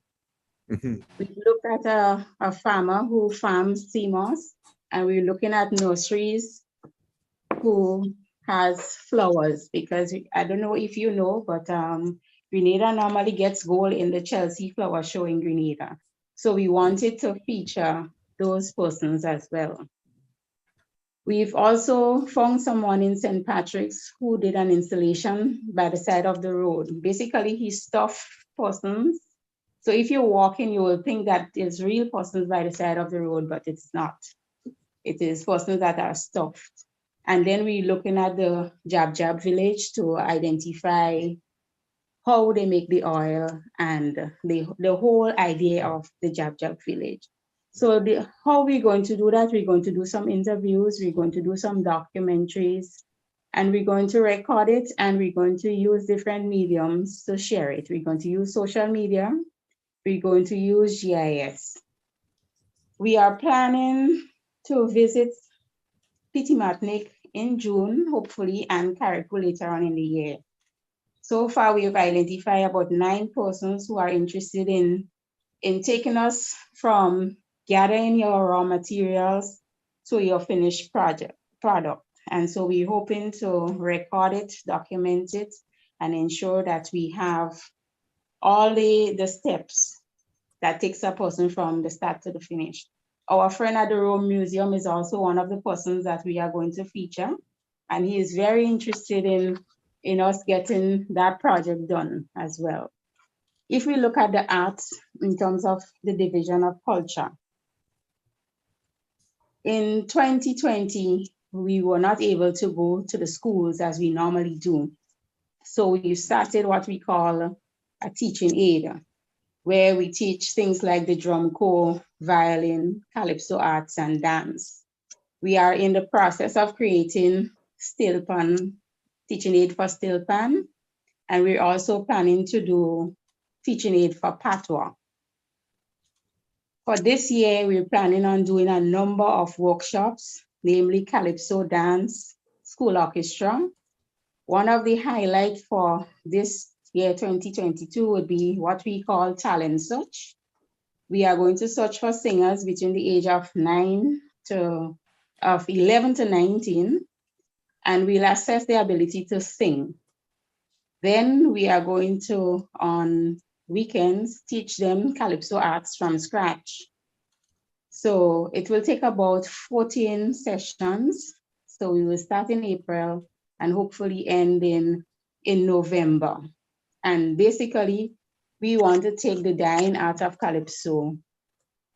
We want to reawaken it, basically. And we're looking at secondary school age students.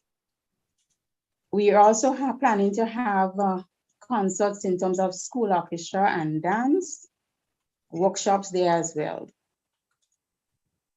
The idea for us this year is to document everything that we do. So we're going to document, even if it's Independence Calypso show, if it is the Calypso show as well, we're hoping that we can discuss with Spice Mass and meet with them so that we can understand the culture and make sure that we have something recorded and create some documentaries as we go along. And definitely use GIS and any other medium to get the information out there to the public. So that is it for us in a nutshell. Okay, so what's the name of is it Vision, what was it, Vision what? Visibility Project. Visibility Project.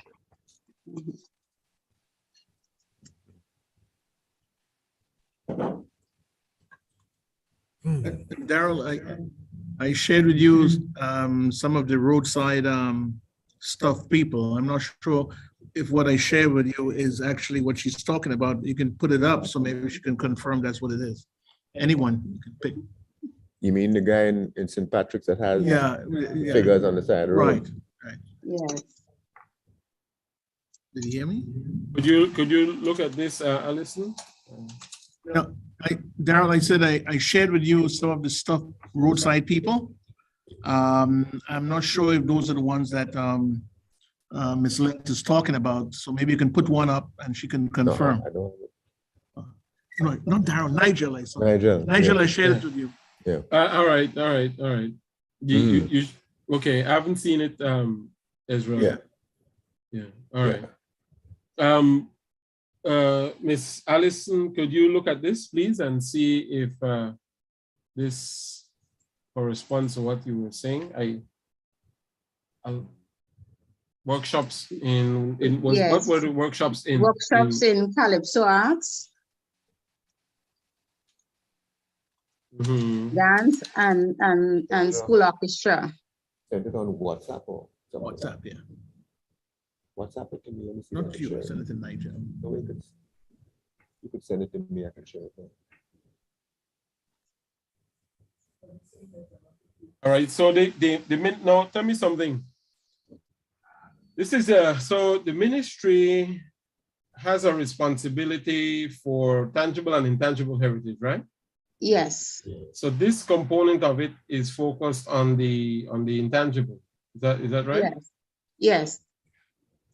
Okay.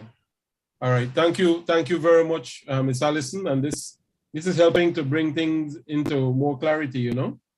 Yeah. All right. Let's see. Let's just take one more because we won't be able to do all of them. We already, I think, passed at the end of it. No, but I still want to discover a couple of short things here.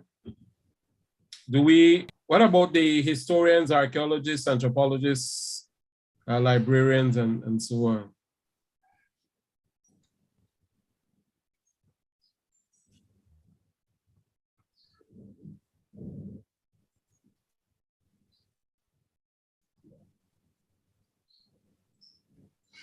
Mm-hmm.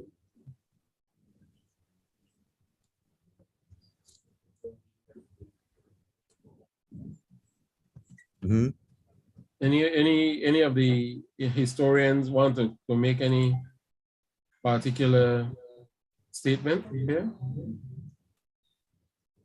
Yes, Mr. Holmes is going to go. Mr. Who? Holmes. Holmes, all right.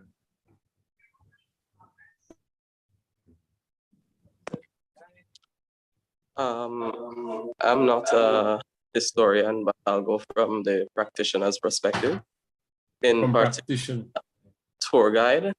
So the practice would be tour guiding, because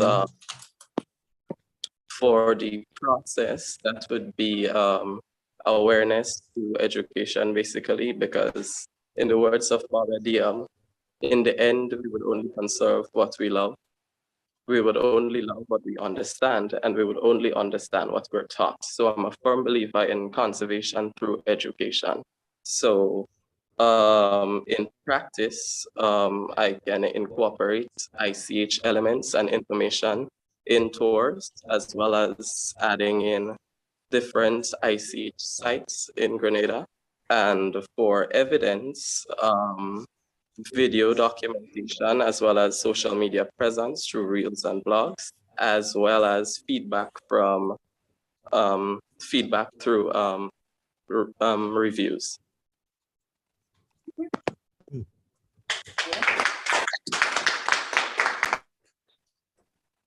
Excellent, excellent, excellent. Excellent. When the education part, are you, how you'll be doing the educating, or you'll be acquiring knowledge, Mr. Holmes? Both. Both. How I'm just curious. So I'll build my capacity, and I'll pass on what I already know, as well as this workshop would be creating a curriculum. From that, I could build to my capacity, in which I'll disseminate directly. Do you see yourself participating directly in the inventorying process? Documentation and inventory? Sorry, I didn't get that.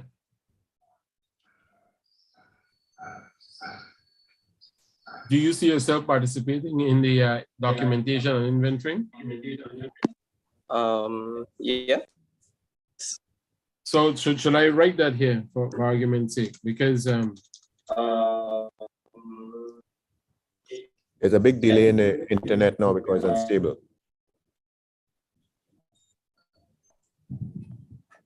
Okay, sorry, could you repeat it once more?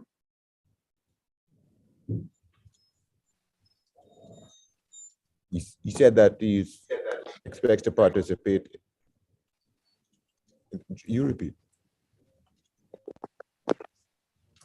I can participate directly. So this is critical. Is there a tour guides association in Grenada?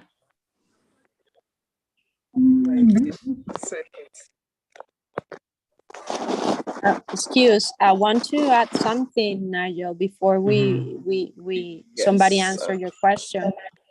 Is in regards to Armoin, all of us who was speaking right now. He's the youth person who is in the conference room, and he shared with us his Indian ritual. So after that, we were talking with him, and he mentioned that there are several Indian traditions that are under threat. So he's willing to rescue those too. So I think that he's very engaged with this project. I just want to mention that. Thank you. Okay, all right, excellent. Okay, so I was just asking if there is a tour guide association. I'm thinking if there is one, a way to engage tour guides as a body, no? Certainly what you have stated as an individual practitioner of the craft. This is an excellent proposal. I was just asking if you're aware if there's a wider body of tour guides in Grenada. Yes, he says yes. Okay. Is there any way to engage them, Mr. Holmes, in your view?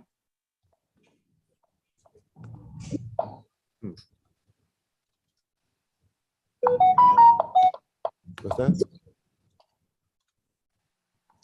How to engage the Tour Guides Association.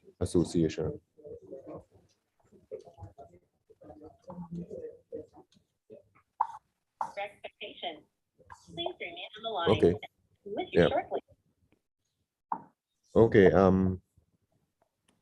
Nigel, we invited a few of the tour guides to attend, but there's only one attending. So I don't know how strong the association is, but we might have to strengthen it to have the convenience of dealing with an Excuse organization me. as opposed to an individual. Okay, I know that there was a mention on day one maybe about the tour guides that were once certified, I guess, by GTA. Is that list maybe is a starting point? And another suggestion, I know we had, I wish GTA were on the call, but they had courses here certifying tours, walking tours or something like that to do with agriculture, I think it was. So the lists may actually exist, but just broken down by what type of tour. But I do know two of them here. I'm sure there were more. Absolutely sure. All right. Thank you for that, Margaret. So the ladies and gentlemen, what we see, is there any practitioner here? We have a practitioner as a tour guide. We have a school. We had from the perspective of the board, perspective of the teachers. We have the Ministry of Culture. We had the Ministry of Tourism. So yet we won't have the time, but we'd want to get feedback from the Ministry of Education, Youth, the Grenada Tourism Authority, some of the other heritage events organizations, the Cultural Foundation. I know Ms. Sherman has already made some commitments there. Nigel, two Yes, things. Marlene is going to send me her contribution by email. She had to leave early. So we will have the public education teachers. Oh, okay. And she also will be doing the piece on museums because I think she was wearing two hats. And while we're at it, somebody wanted to get a confirmation about the difference between, I think Angus can answer that, difference between Indo-Grenadians and native Indo-natives, two different types of ethnic groups. Okay.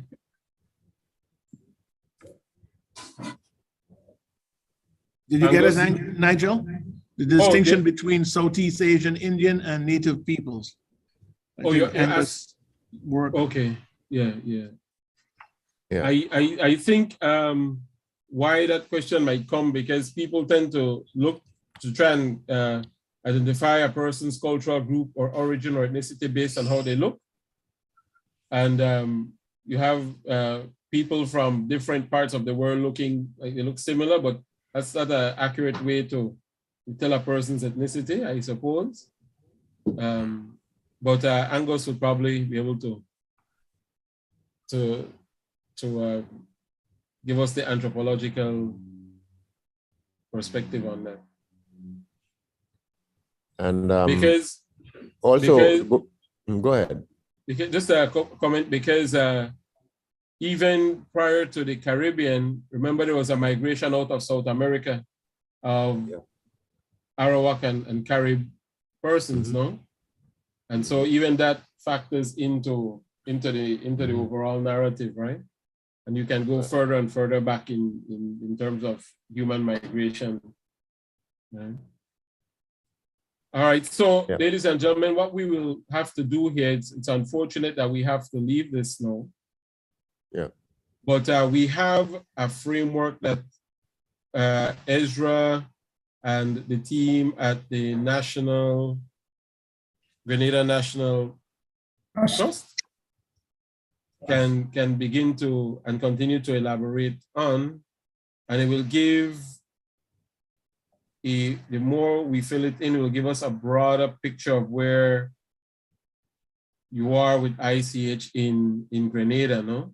And the various contributions, and then it will open up channels for discussion for what you'd call it, efficient use of resources, where you can share the technical expertise, the financial resources, and so on. And it will make light work for everyone, no? Lighter work for all the parties involved, no? And so this is excellent. Let's give firstly Ezra a round of applause for conceiving this. You know that he was paying attention then. That would be the best way to say it. Because in order to do this, he would have had to be able to envision all of the variables at work, right? So congratulations on that, Ezra. But I want to also congratulate the stakeholders for very quickly, and I suspect for very quickly identifying the practice, the process, and the evidence, all of which will contribute and will continue to contribute to the safeguarding of ICH in Grenada. So congratulations on that. So I have saved this document now, and I will stop sharing, and I will send it back to Ezra and the team, and they will follow up on its completion. So you have an idea of where you are going collectively with respect to safeguarding of ICH, no? And this is excellent stuff. Right? So thank you for that. Right. I just want to add something, Ezra, that it looks as though we have to strengthen the Tour Guides Association a little bit by working with the GTA, who organizes them and certifies them and so on, because it's an important part of this project that they have the correct curriculum information to share with the visitors. So we have to organize them. We can't let this slide. We have to move it from an individual presence to an organizational presence. Okay, one thing I'd like to, before we leave this and get into maybe the final, what I'll do, I'll just go to ICH and sustainable development, just so that you can, that was one way we would have done earlier, but I just want you to have a vision of where ICH can go. And you're already doing some of it. But a comment here is, remember you have 3 main islands, right? You have Grenada, Carriacou, and Petit Martinique. Did this exercise sufficiently account for similar organizations in the other islands, in the Carriacou, for example, and Petit Martinique? Did it adequately account for other organizations? And so if not, because we can't discuss it now, if not, I put that in the challenge of the project coordinators to do their best to identify those sister organizations on the other islands so that the whole process is as inclusive as possible, no? Right? One of the things, only a couple persons here would have seen Grenada's attempt to complete what is called a periodic report. That is, Grenada, having ratified the convention, was required to complete a report to submit back to the international level on what it has been doing and what it plans to do for implementing the convention. But the mechanism that you have just worked on, proposed by Ezra and being filled in by you, is going to be a good information source for reporting on Grenada's work on implementing the convention in the future. So I can't emphasize enough that that was an excellent exercise and framework that you have proposed there.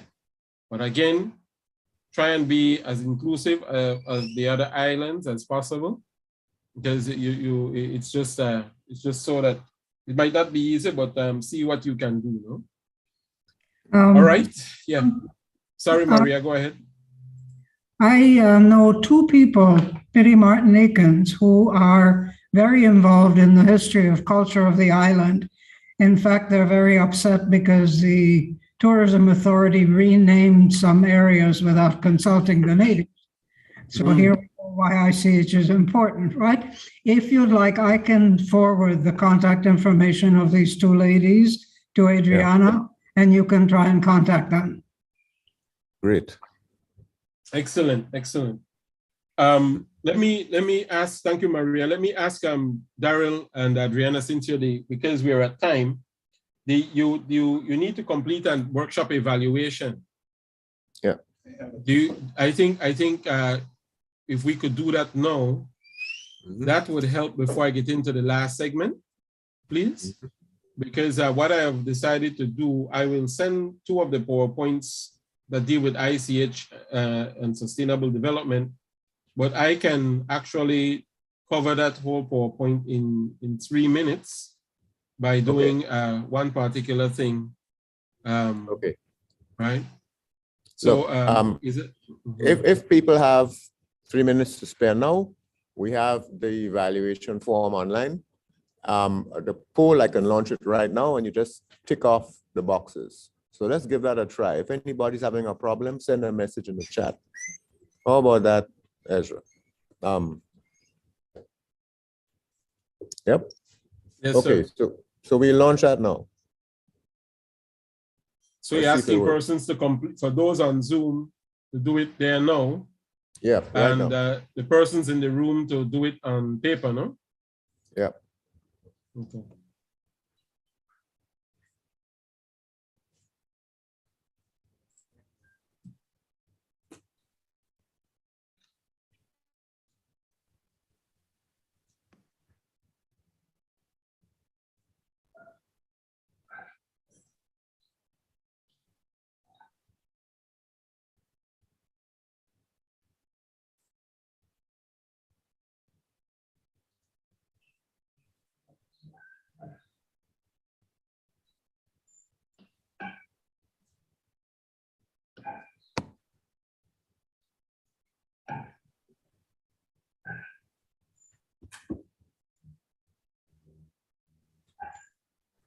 I just want to make sure. Yes, sorry. Go ahead. The poll is anonymous for those of you who are worried about being too critical. You're not going to get a knock in the middle of the night on your front door from us. Don't worry. The other thing is, I don't know if people in Zoom can access to it. So maybe you can explain them where to find them, just to be sure that they're seeing the poll. I'm seeing it on my end. Yeah. Yes, if you've logged in as a participant, you will see it.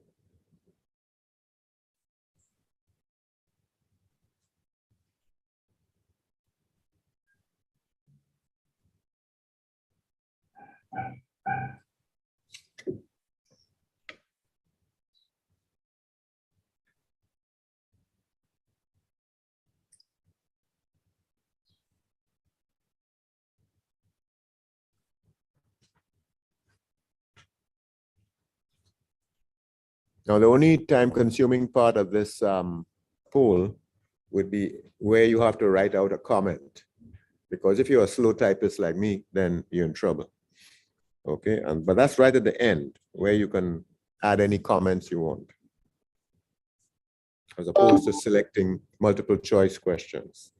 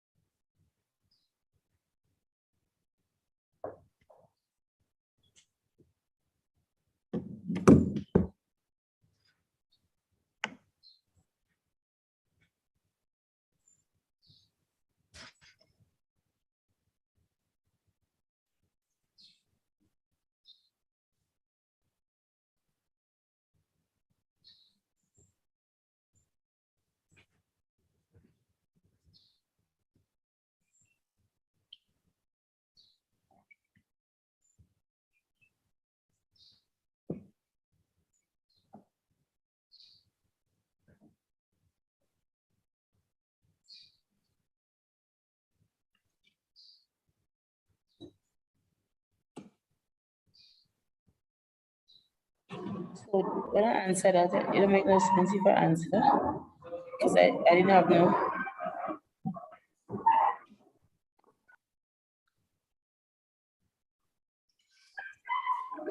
Excuse me.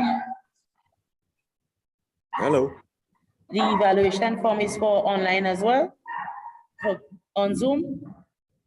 Yeah, it's available if you're logged in on Zoom, then. Yeah, because but some of the questions I'm seeing here, I don't think it's for me. Workshop, meeting room, and past the quality of snacks and beverages and so on.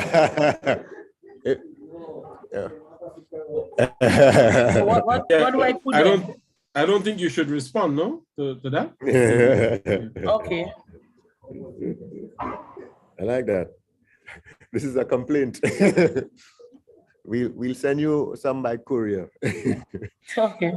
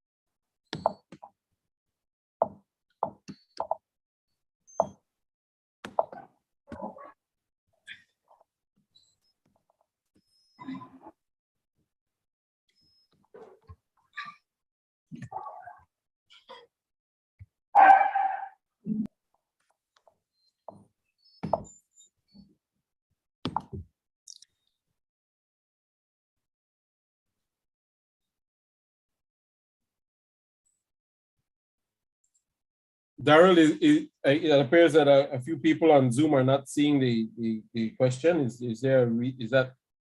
Well, I don't think so. I tried it. I'm trying it myself now on a separate tablet, and it's coming up okay. So once a person is on Zoom, they're supposed to see it. Okay, so that one is a question for Bill Gates.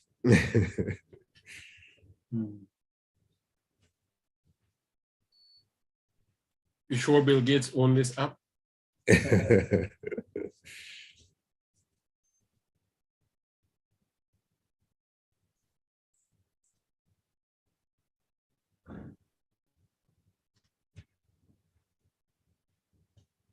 But Zoom advertises that this thing works, so we're gonna find out in a minute. Yeah. Yeah, I'm hoping I can copy from somebody.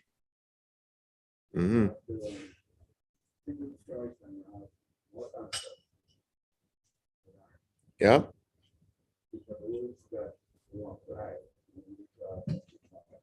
Yeah, not applicable. I was just going to suggest that actually, that I'm doing the same myself. If you don't, I realized I got to the end of the form and it counts the number of things you've answered.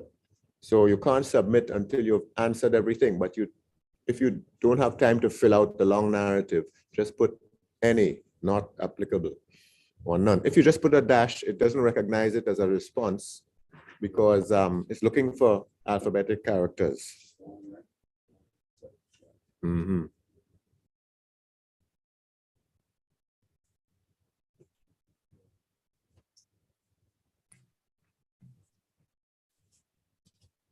Right. So yeah.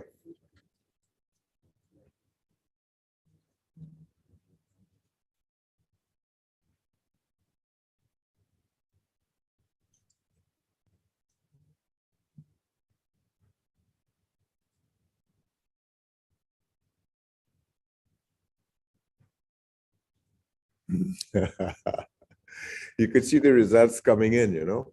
And it's funny, it's almost like election night. You're leading in the polls, Darrell? Well, it looks so. Prime Minister Darrell Bratwith.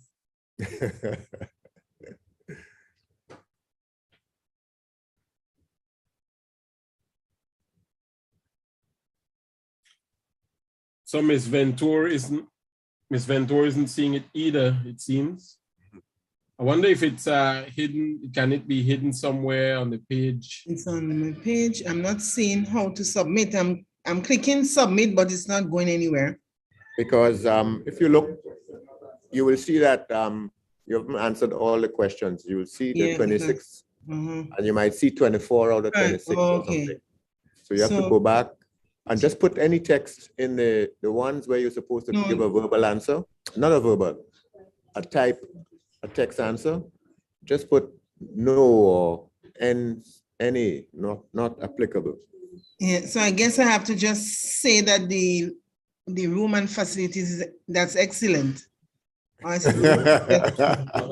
just presume that it's excellent.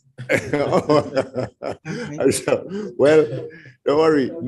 Next workshop you can attend in person. I want to be there in April in person. Yes. Or Gloria, we can go attend the workshop where you are. Mm-hmm. Where that is? I am in Gov. Wow. Mm-hmm. Yeah, I want to come to Belize. Oh yes, man, you're welcome. You're welcome. You're welcome. You know the funny thing about that is that I want to go to Grenada.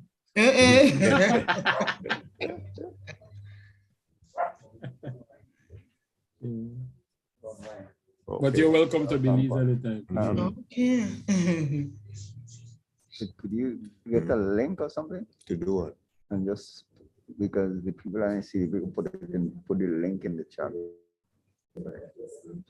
Let me think. There is no link. The way this works is you launch it while Zoom is open. Mm-hmm. So for those persons not seeing it, see if there's a not seeing it. So if there is if you see it poll, I don't know how to do that. Well, more, call more. Mm-hmm. More. We have poll, poll quizzes. Yeah, well, that's what this is. That's why that is up. Yeah, if I click on that now, it might end it and people haven't finished. But okay, let's try it. That's what that is. So this comes up and it comes up on all the devices. See, like this one, evaluation form that you could submit. Why those not seen it? Boy, die between them and Bill Gates, boy. Somebody. Something is wrong indeed. Hey, I just want to say goodbye. I gotta run. I have to run. Okay. All right. So. All right, Angus. All right. Thanks for the input. I think we can end the poll now. Everybody must have completed. I think you better wait until you get it, because just in case, no? Can you tell who? Well, I can minimize that window, so we're back to normal. So let's just continue with our discussions. Ciao, Angus. All right. Nice seeing you on here. Yeah. Okay. All right, brother Angus. Take care, man. Thank you for participating. All right, thanks a lot. Yeah. Bye. Thanks, Angus. Bye.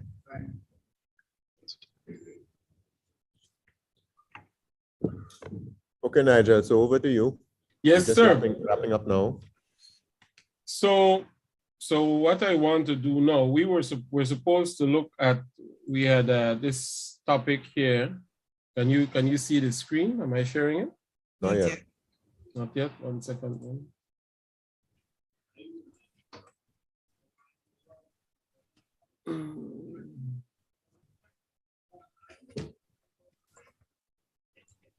This concept of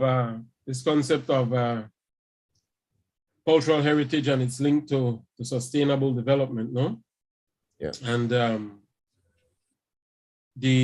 what I'll do, I will show you a video, and all of this concept comes out of, let me show you, let me just go through the first 2 slides here so you can see. It comes out of this critique that has plagued the what was first the Millennium Development Goals. I don't know if you heard of those. And there is this global set of goals set out by the countries of the world at the UN about how to end poverty and drive development. And one of the main criticisms was that culture did not appear in the 2005 Millennium Development Goals. And gradually, countries began to ensure that culture was stated explicitly and recognized. There were some resolutions and declarations made about the importance of culture in terms of these development goals. So that by the time 2015 came around, when the Millennium Development Goals were replaced by the Sustainable Development Goals, there was this thing about culture appearing, but here's the caveat. There are 17 Sustainable Development Goals, but none of the 17 goals states culture specifically. Instead, culture permeates the goals themselves, not so specifically, and we look at them in a second. You'll find aspects of culture in Sustainable Development Goal 2, 4, 6, 8, 11, 12, 14, and 15, right? So almost half of the development goals include aspects of culture. I'll show you an example in a minute. But here are the 3 principles with respect to what they call now the SDGs. 3 principles include human rights, including cultural rights, sustainability, and equality. Each of the goals having what you'd call the 3+1 dimensions: a social dimension, an environmental dimension, an economic dimension, and of course a dimension for the ever elusive peace. No? The UNESCO Universal Declaration on Cultural Diversity, Article 5, says that cultural rights is an enabling environment for cultural diversity. Cultural rights are an integral part of human rights, which are universal, indivisible, and interdependent. The flourishing of creative diversity requires the full implementation of cultural rights. All right. And so just to simplify this, what this is saying is that a development which meets the needs of the present without compromising the ability of future generations to meet their own needs. So that is sustainable development. And when you combine that with the concept of culture, we're saying that based on individuals' cultural rights, with respect to ICH in particular, it is desirable where communities, groups, and individuals desire to do so, to safeguard their intangible cultural heritage for future generations, right? Because in the present time, it might constitute particular values, particular ideals and functions which keep the society together. And so you want to be able to meet the needs of future generations, even through the safeguarding of intangible cultural heritage. So it is essential here for inclusive social development, for environmental sustainability. I think this is a topic that has been in the backdrop all along here. For inclusive economic development. So picture where ICH fits into this. How can we take our practitioners and knowledge bearers and persons involved with ICH and create sustainable livelihoods for them? The band players, the calypsonians, the craft persons, right? I think the Ministry of Culture had alluded to this, no? In their visibility plan. This is also essential for peace, right? it help, pursuing an ICH agenda for Grenada will help to keep your society together, no? In Grenada, there are 100,000 of you, I was told. You might have another similar number in the diaspora. I don't know. But put that in a frame of 7 billion people in the world, 7.5 billion persons. So you're understanding what it is you're dealing with, no? In terms of your own identity in that much larger global space, right? Envisaging culture as a lever and driving force for development. Everything emanates from culture.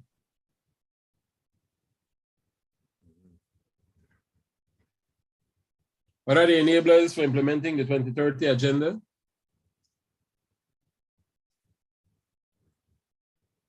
We have 4 quadrants. The first one deals with the global financial system, making sure it's stable, making sure that there is access to technology. The last 20 years, for example, I've seen a technological explosion, right? Some of us have only owned cell phones for the last 12, 15 years. Others maybe a little bit longer, but it's just recent that the cell phone is such a technological novel, no? I mean, where everyone has one. In the lower quadrant, sustainable food and nutrition, food security. Where does ICH fit into that? Right? Food security, where does ICH fit into that? In the upper right-hand corner, sustainable use of natural resources. You are surrounded by water.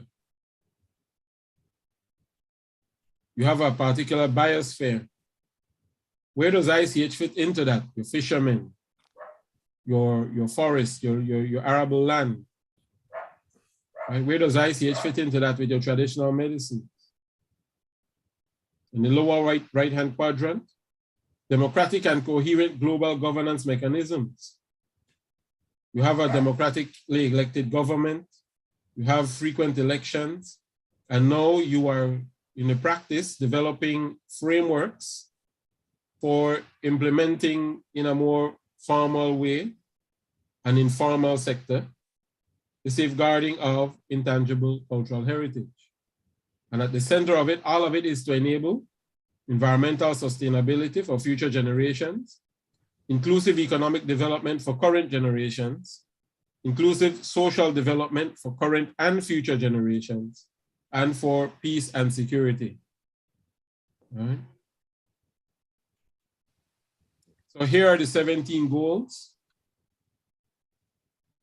And as I read them, just ask yourself, where do you imagine culture fitting into it? The living heritage, where does it fit into it? End poverty in all its forms everywhere. Goal 1. Can living heritage play a role in that? 2, end hunger, achieve food security, improve nutrition, and promote sustainable agriculture. Can living heritage play a role in that? Ensure healthy lives and promote well-being for all at all ages. Where does ICH fit into that? Ensure inclusive and equitable quality education and promote lifelong learning opportunities for all. Where does living heritage fit into that? Achieve gender equality and empower all women and girls. Where does living heritage fit into that? Ensure availability and sustainable management of water and sanitation for all. Where does ICH fit into that? Ensure access to affordable, reliable, sustainable, and modern energy for all. Promote sustained, inclusive, and sustainable economic growth, full and productive employment, and decent work for all. Where does ICH fit into that? Build resilient infrastructure, promote inclusive and sustainable industrialization and faster innovation. Some people say there's no new skill under the sun when it comes to innovation. What skills, traditional skills, can be brought forward for innovation? Where does ICH fit into that? Reduce inequality within and among countries. Make cities and human settlements inclusive, safe, resilient, and sustainable. Ensure sustainable consumption and production patterns. Where does ICH fit into that? Take urgent action to combat climate change and its impact. Where does ICH fit into that? Conserve and sustainably use the ocean, seas, and marine resources for sustainable development. Protect, restore, and promote sustainable use of terrestrial ecosystems and other ecosystems. Promote peaceful and inclusive societies for sustainable development, provide access to justice for all, and build effective, accountable, and inclusive institutions at all levels. And strengthen the means of implementation and revitalize the Global Partnership for Sustainable Development. When we think of the SDGs, ladies and gentlemen, these are ideals, but I like to localize them. Think of you, yourself, in your own capacities. Think of your own communities. Think of your country. Where do you fit into that? And what is it about you as an individual? What is it about you as an individual, as a cultural being with cultural rights, with a particular way of living and doing things? How do you make it happen for Grenada?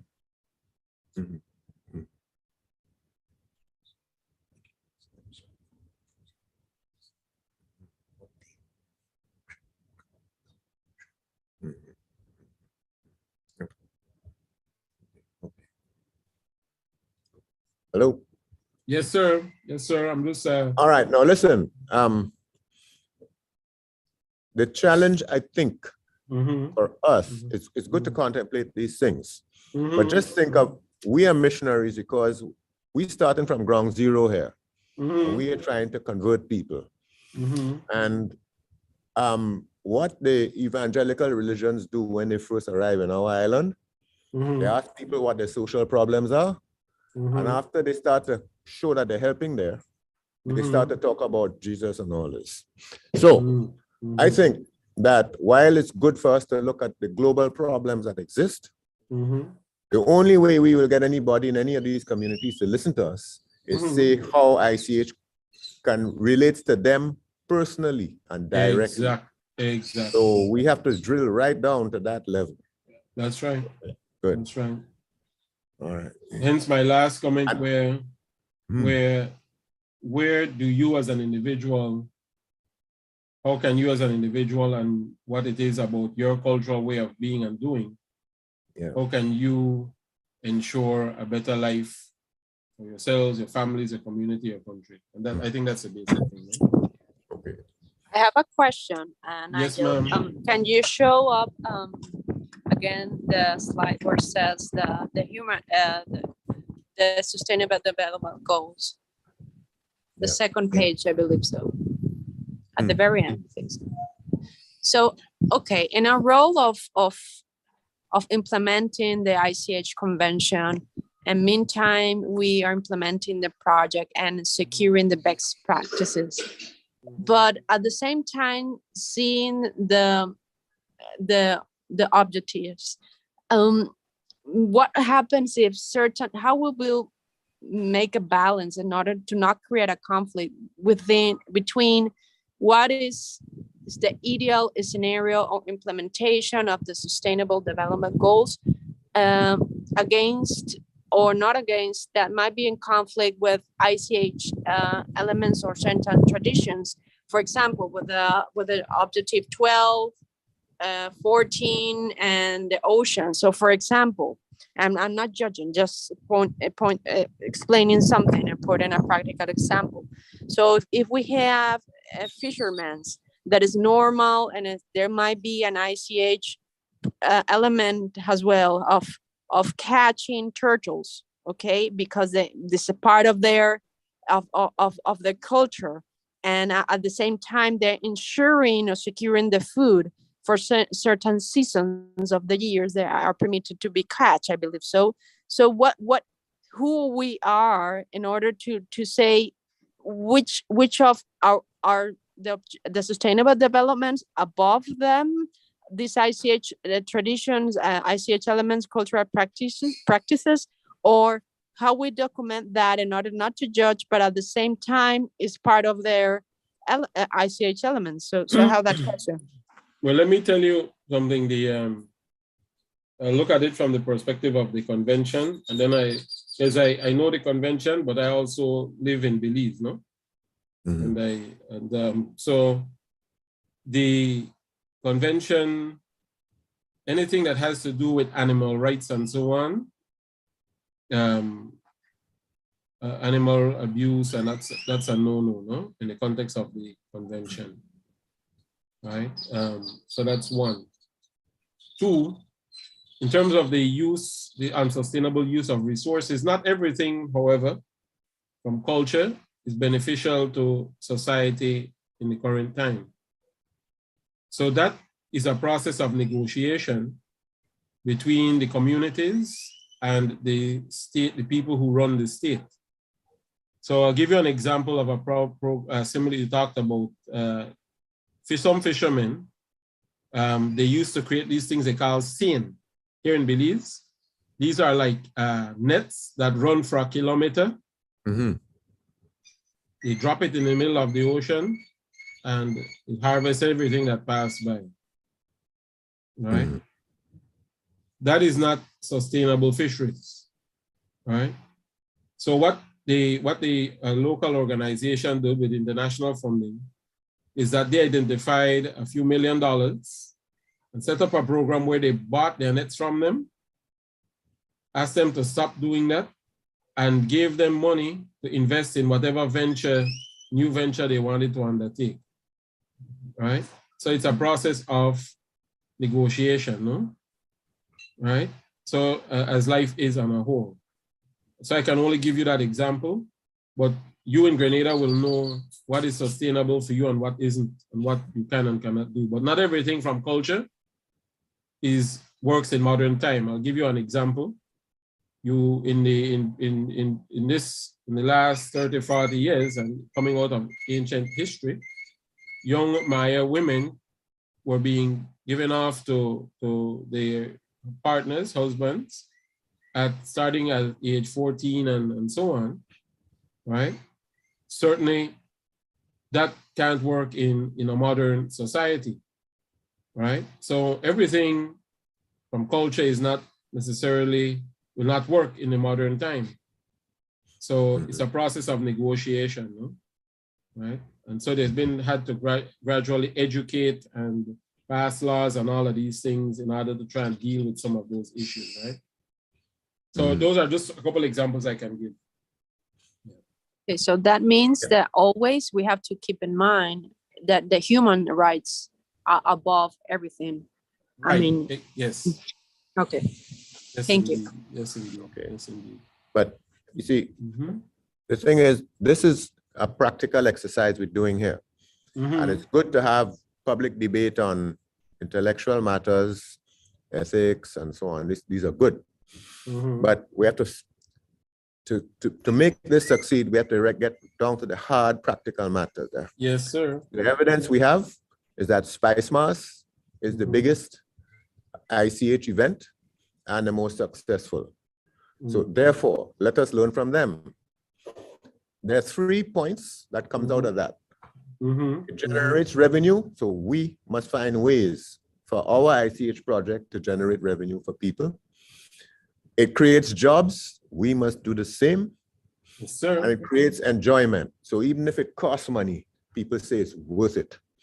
So we don't know, we can't at this point say that we're going to generate revenue or create jobs, but we could certainly create enjoyment. So we have to make this project from this minute onwards be like a part of the entertainment of the nation. We have to think, and that is where I think we are weak. We have to think, how are we getting this story out to the public over the next 4 weeks, and then for the months that follow from there. Because I'll tell you something, if you just let me share the screen a minute.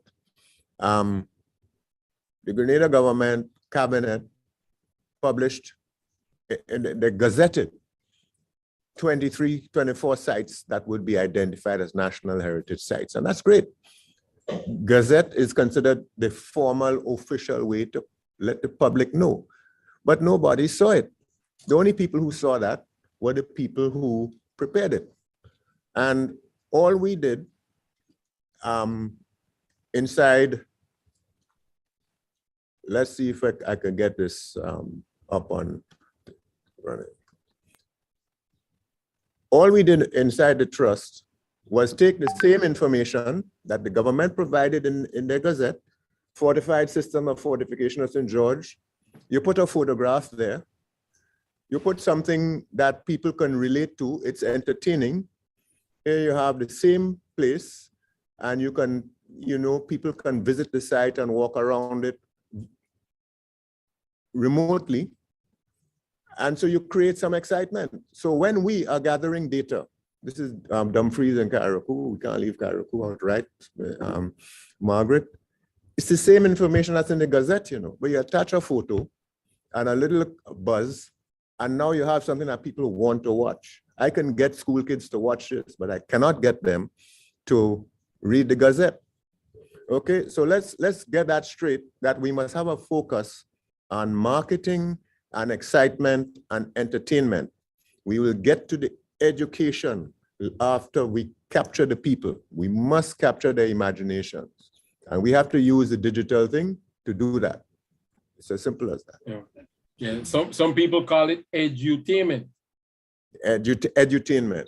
Everything. You want to be able to walk around a site and you can see it. So even somebody overseas can say, boy, I want to go to Levera Beach. Look at that place. Look at those islands offshore. And it's the same information that the government had, well, there's no write-up here, but still, we just add it. So we must be visual. If you want to capture people in the 21st century, you got to create some buzz. Yes, sir. Right. Well, ladies and gentlemen, that was the last portion of it, really. Talking about just giving you a broader context for what you're doing. And then I think Daryl rightly put us in a very introspective position, talking about Grenada and as individuals, as a community, what you want and will be doing. I don't have anything else to say to you at this juncture. We have come to the end of this week. And I'd like to thank you for your patience in this new model of implementing this particular workshop. It was new. We had persons seen and unseen participating, right? We had a lot of chat and comments. I certainly I don't think I accounted for all of them, and I apologize for that. But I most certainly appreciated the candidness and the openness to share. And I was hopeful that I was able to also share with you. So thank you, everyone, and thank you for your hospitality from a distance, no? And I turn you over now to Ezra and Darren. Okay, thank you. I want to thank you. But wait, let's call Yuri before Yuri. we say anything, Yeah. and give him time to get ready. Yuri, are you there?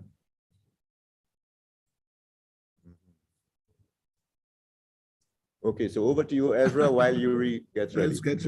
Well, I just want to echo what Nigel just said. Thanks to all the participants.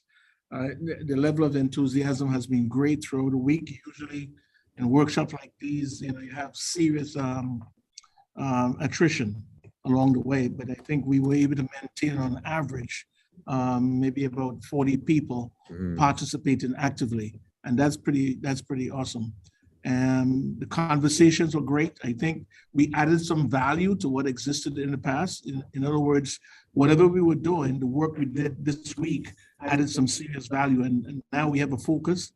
We have a path forward, and I hope we take it and we take it seriously.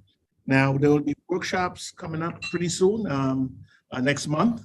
You'll get some information for registration and also the themes.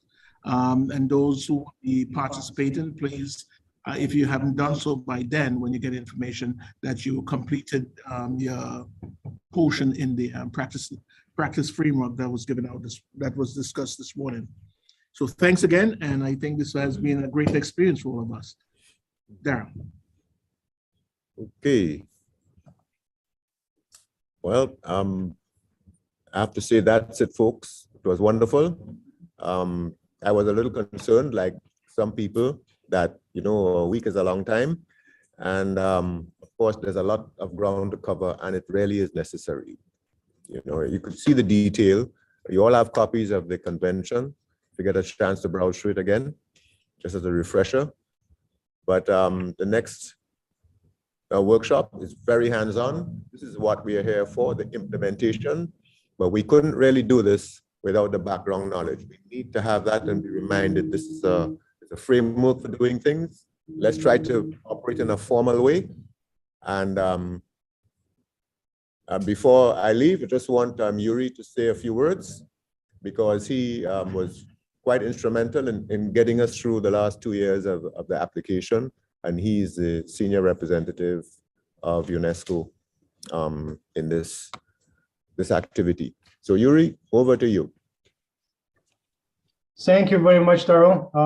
It was a pleasure to be associated with this group.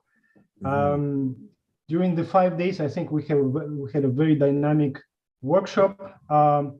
And yes, we all know that there is a certain fatigue of having the meetings online.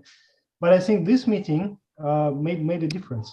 Made a difference because of our active participation, because of great delivery by Nigel, and because of the group that was there to facilitate, to organize.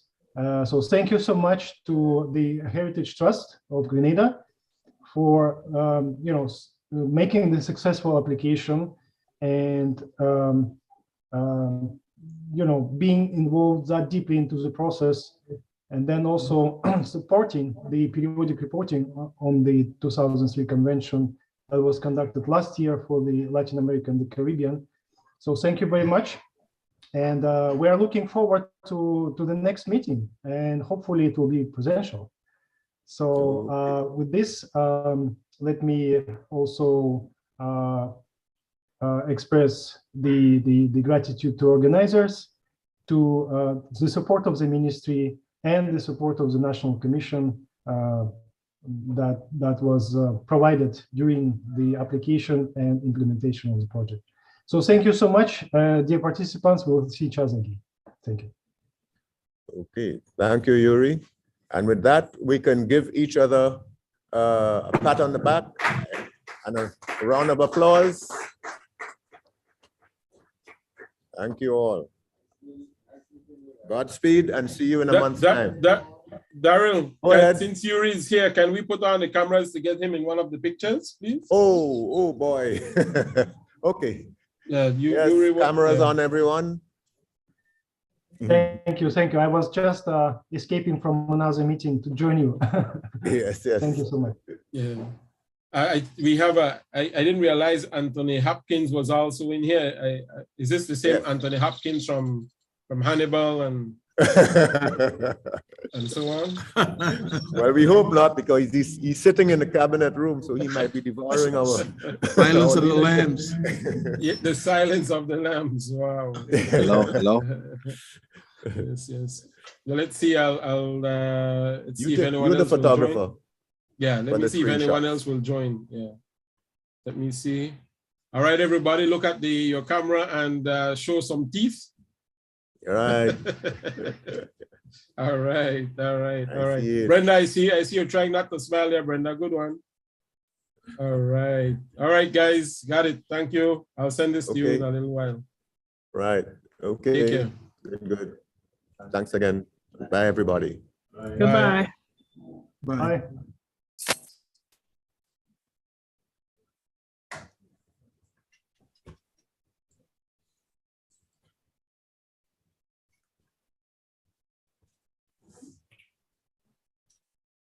Yes, Mr. Darrell and Mr. Ezra. Yes, and Ms. Sorry, I Adriana. missed that picture. Oh, you missed. But this must be the Grenadian Anthony Hopkins. Yeah, this is Grenada, Anthony. It better be. Yeah. Okay, Yes, great. man. It was a great workshop. I think it was wonderful. Yeah. I learned a lot from it, and I look forward to working with my colleagues in furthering the ICH. Very Mhm. interesting. Yeah. That's Thank good. you. Yes, Anthony, Bigger thank you for turnout joining. and response than we expected, and COVID did us a favor, actually. Yeah, that's great. That's Making great. us all That's Zoom experts. I would suggest for your in-house IT that you have an owl. The owl is a special device that sits in the middle of the hall and is activated by person speaking. So whoever speaks, it shows them in the camera and you hear it one time. So you don't have to move around a tablet or do anything. So when you're having it, if you don't have one, just call me and I'll try to help you out there. All right. Okay, if you could just send us a link on, anyway, put it in the chat. No problem. I can do that as well. Or WhatsApp, because we're moving from the chat now to WhatsApp. That's how we're going to be in touch. No problem. Yeah. Because yes, you're right. If Hello, Ms. Wells. people in the room, definitely an owl or a central mic that can detect where the sound is coming from and switch its focus there. Yeah. Yeah, it can. Yeah. Very good. Yeah. All right. Okay. Good. What new messages? Thank you so much for everything. Yes, I man. hope I Good, see you good, soon. good. Yes. Oh, Miss Wells. Ms. Wells, I just called you. We have 7. I think we will have 10 people here. I only have 7. What? Oh. Yes, teacher. Well, they failed the exam. Miss Shama Wells, how are you? Yeah. I'm not hearing you. You're muted. Oh, sorry. I'm just saying, just to add, not a dampener on this, but the owl is a little bit costly. It costs a bit of an investment for you, but it is an excellent piece of equipment, especially in forums like that, where, as he described, it can shift from one. What you can probably do is ask for that sort of assistance going forward for your workshops from via GIS. It's a piece of equipment that is owned by the IT department in the ministry. So you probably can ask for that to be used for that purpose. Yeah? That's why I said if you need it next time, just give me a call. I can help you. Oh yes, you're in IT. I just yes, that's correct. That's correct.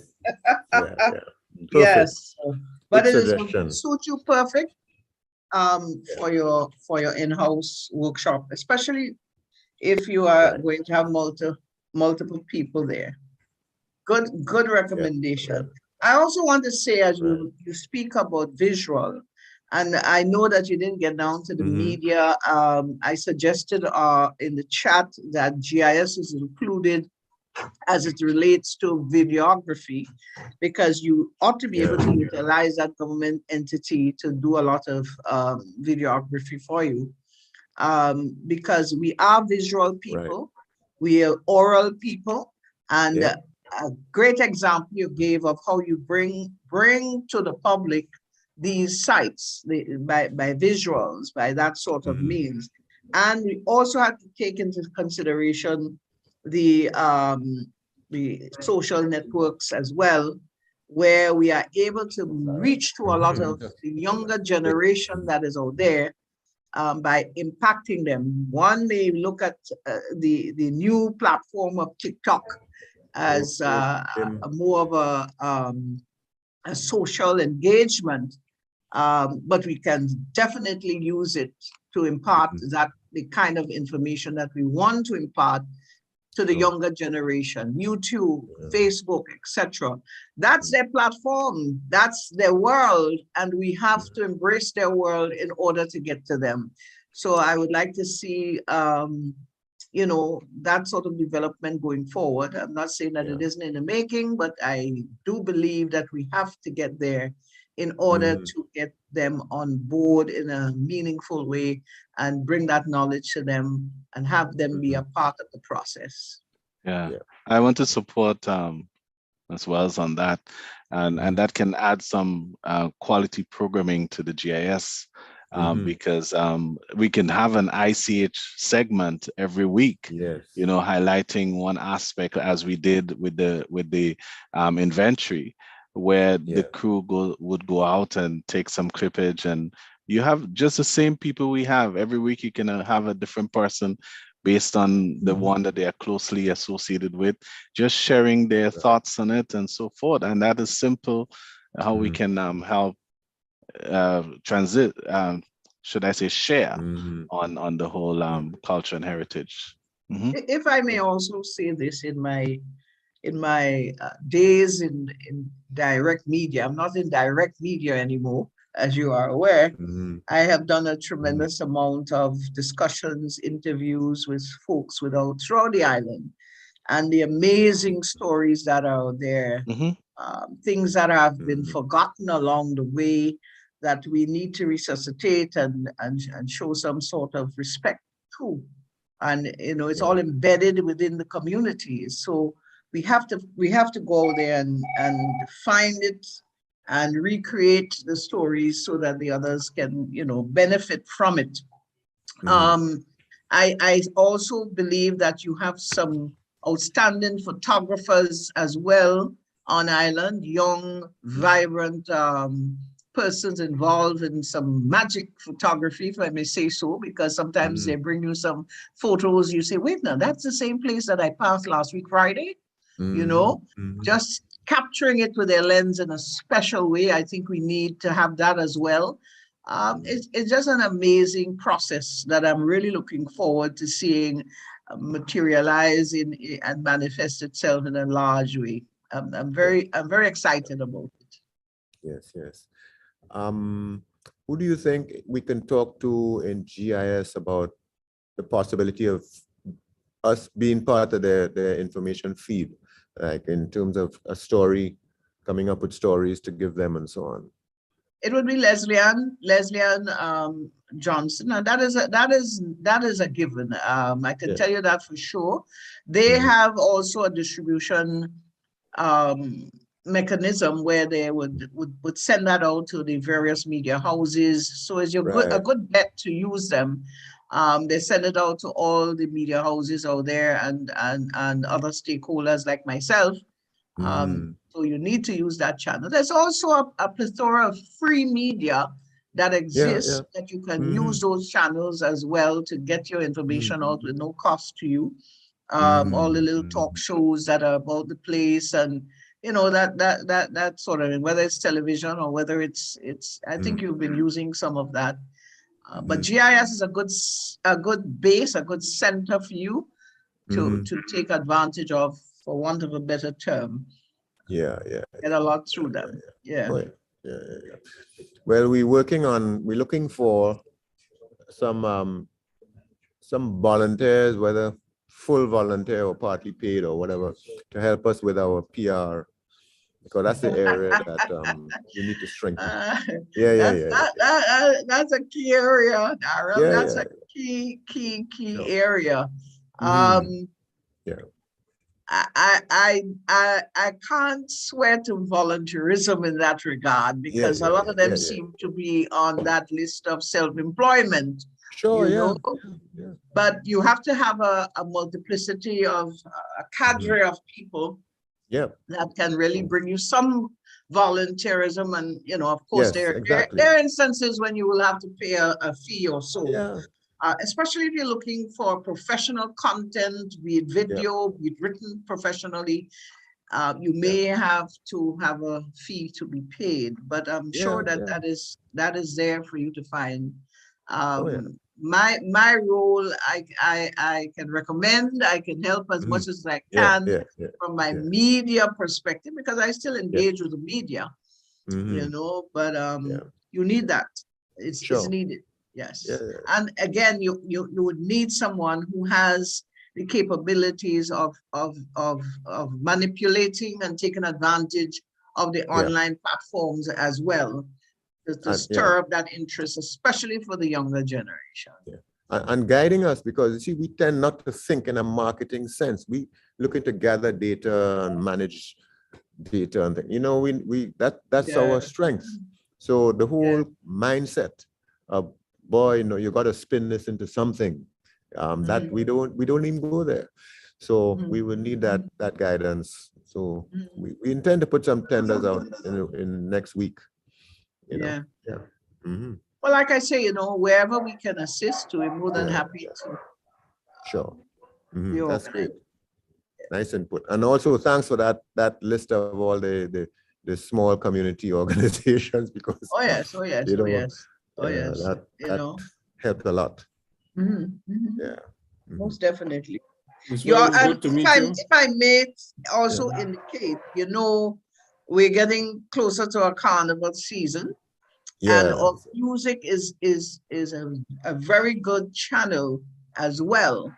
And maybe you can consider not just a jingle that would relate to your project, but you can actually, as a matter of fact, let me just say this, you probably can run a little side competition with our artists for a creative soca for the project. You give them a nice prize. You may be able to get a corporate citizen to sponsor that prize. Run a side competition. It can happen just before Carnival, so you have that going. Punchy, nice, you know, punchlines and get the flow. Maybe we can have a whole mass too, right? Whole mass Juve morning, right? Yes, you know. So there's a lot to be done. Yeah, excellent. Actually, an idea that came up during the workshop is treasure hunt for ICH for 29 June, Shama, that we give a prize, maybe $1,000 for the person finding the most heritage sites within the parish of St. John's, you know, to get people aware of some of those areas that we have, you know, that kind of thing. Excellent idea. Yeah. So I'm looking forward to your proposal for Fisherman's Birthday, Mr. Hopkins. I know Yes. Okay. Good. Okay, folks. Well, that's good. Thanks again, huh? Really appreciate it. Most welcome, man. Take care. Good. You're going now. Yeah, good to meet you, Ms. Wells. Oh, you too. I think you're doing an excellent job. Thank you, Ms. Wells. You're welcome. You're welcome. Yeah. Hopefully I see you soon. Yes, indeed. Yes. Very much on board. Very much on board. All right. Good. Okay, have a great day now and weekend. Nice. Bye-bye. Yeah. Okay. So, right. So it's okay. I should be writing, but we might be there. I think we should summarize everything I promised. Yeah. And just thank you for suggesting these areas of support and collaboration. Because man, they go on this, all of that going. Gone. Yeah, boy. Saying, right? Yeah, Ezra, that thing you designed there worked out pretty good, man. Boy, that was really good. Yeah. So I will email that back to you right now. Okay. Yeah, I'll email that back to you. One of the things you should do though, should have a sit down with I can't recall if Daryl was there consistently, but I know Adriana was at the training a couple of years ago in 2020 on the periodic reporting. But you should sit with Adriana to see how that factors into what you propose there, no? The categories and so on. She's not here now. Yeah. Boy, she had to go. Husband under general. Can come back. Okay. All right. Whose projects?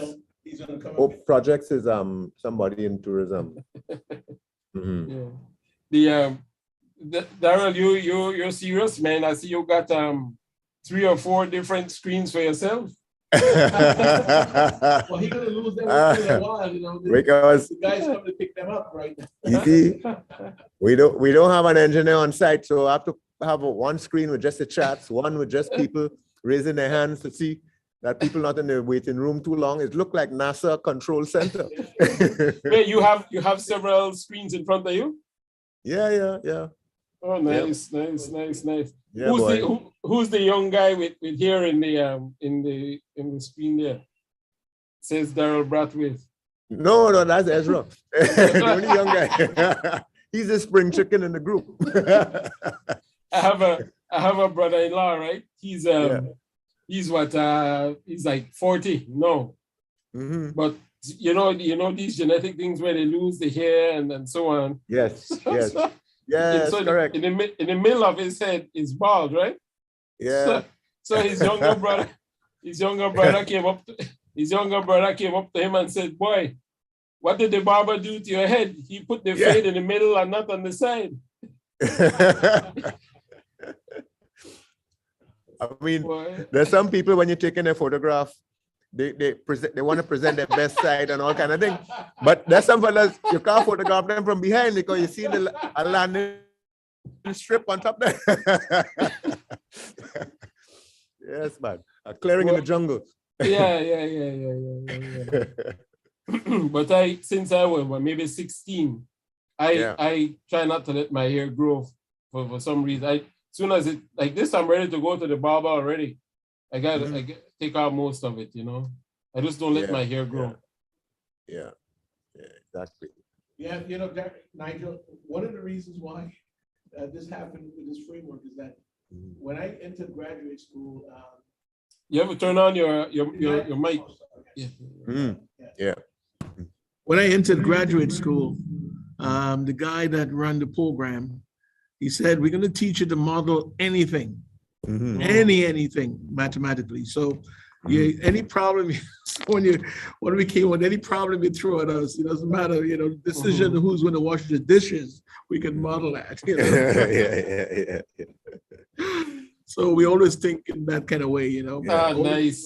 You know, it's like I understand. Whatever way. I understand. Yeah, that was the training. And that's where, you know, that's what you call policy economics, that they throw anything at you because education, health, whatever, transportation, water, what employment, whatever, you can model it, model a problem. Excellent. Yeah, but it turned out pretty good, man. For problem solving in Grenada, you can't let anything phase you at all. No. Right. Yeah, I see what you mean. Daryl, I put in Daryl, in the chat, I put a Word document there and I pasted all the photographs in that Word document. So you can use it for your PR, your media thing. Oh, good. If you see it in the chat, you can download it. It's right there. Okay. Chat. Yeah. Let's see. Boom. I have different versions of. Nice. I see different versions of all. It's funny the number of different faces people have, you know. Yeah. Adriana has like 7 different looks, you know. Sure, right. Yeah, you have to pick one that way you look really young, you know. Yeah. Funny thing about photographs. Yeah. Anyhow, guys, I am going to sign off for today. Yeah, we signed it, everybody. We're going to collapse now. We well-deserved rest. I have some what they call some crab cream in the fridge. Oh, I'm going to go take a glass of that and watch MSNBC, see what's going on with Vladimir Putin. Well, Vladimir, man. Did you see that name, Yuri Peskov? Yeah, no, I swear to God, that's a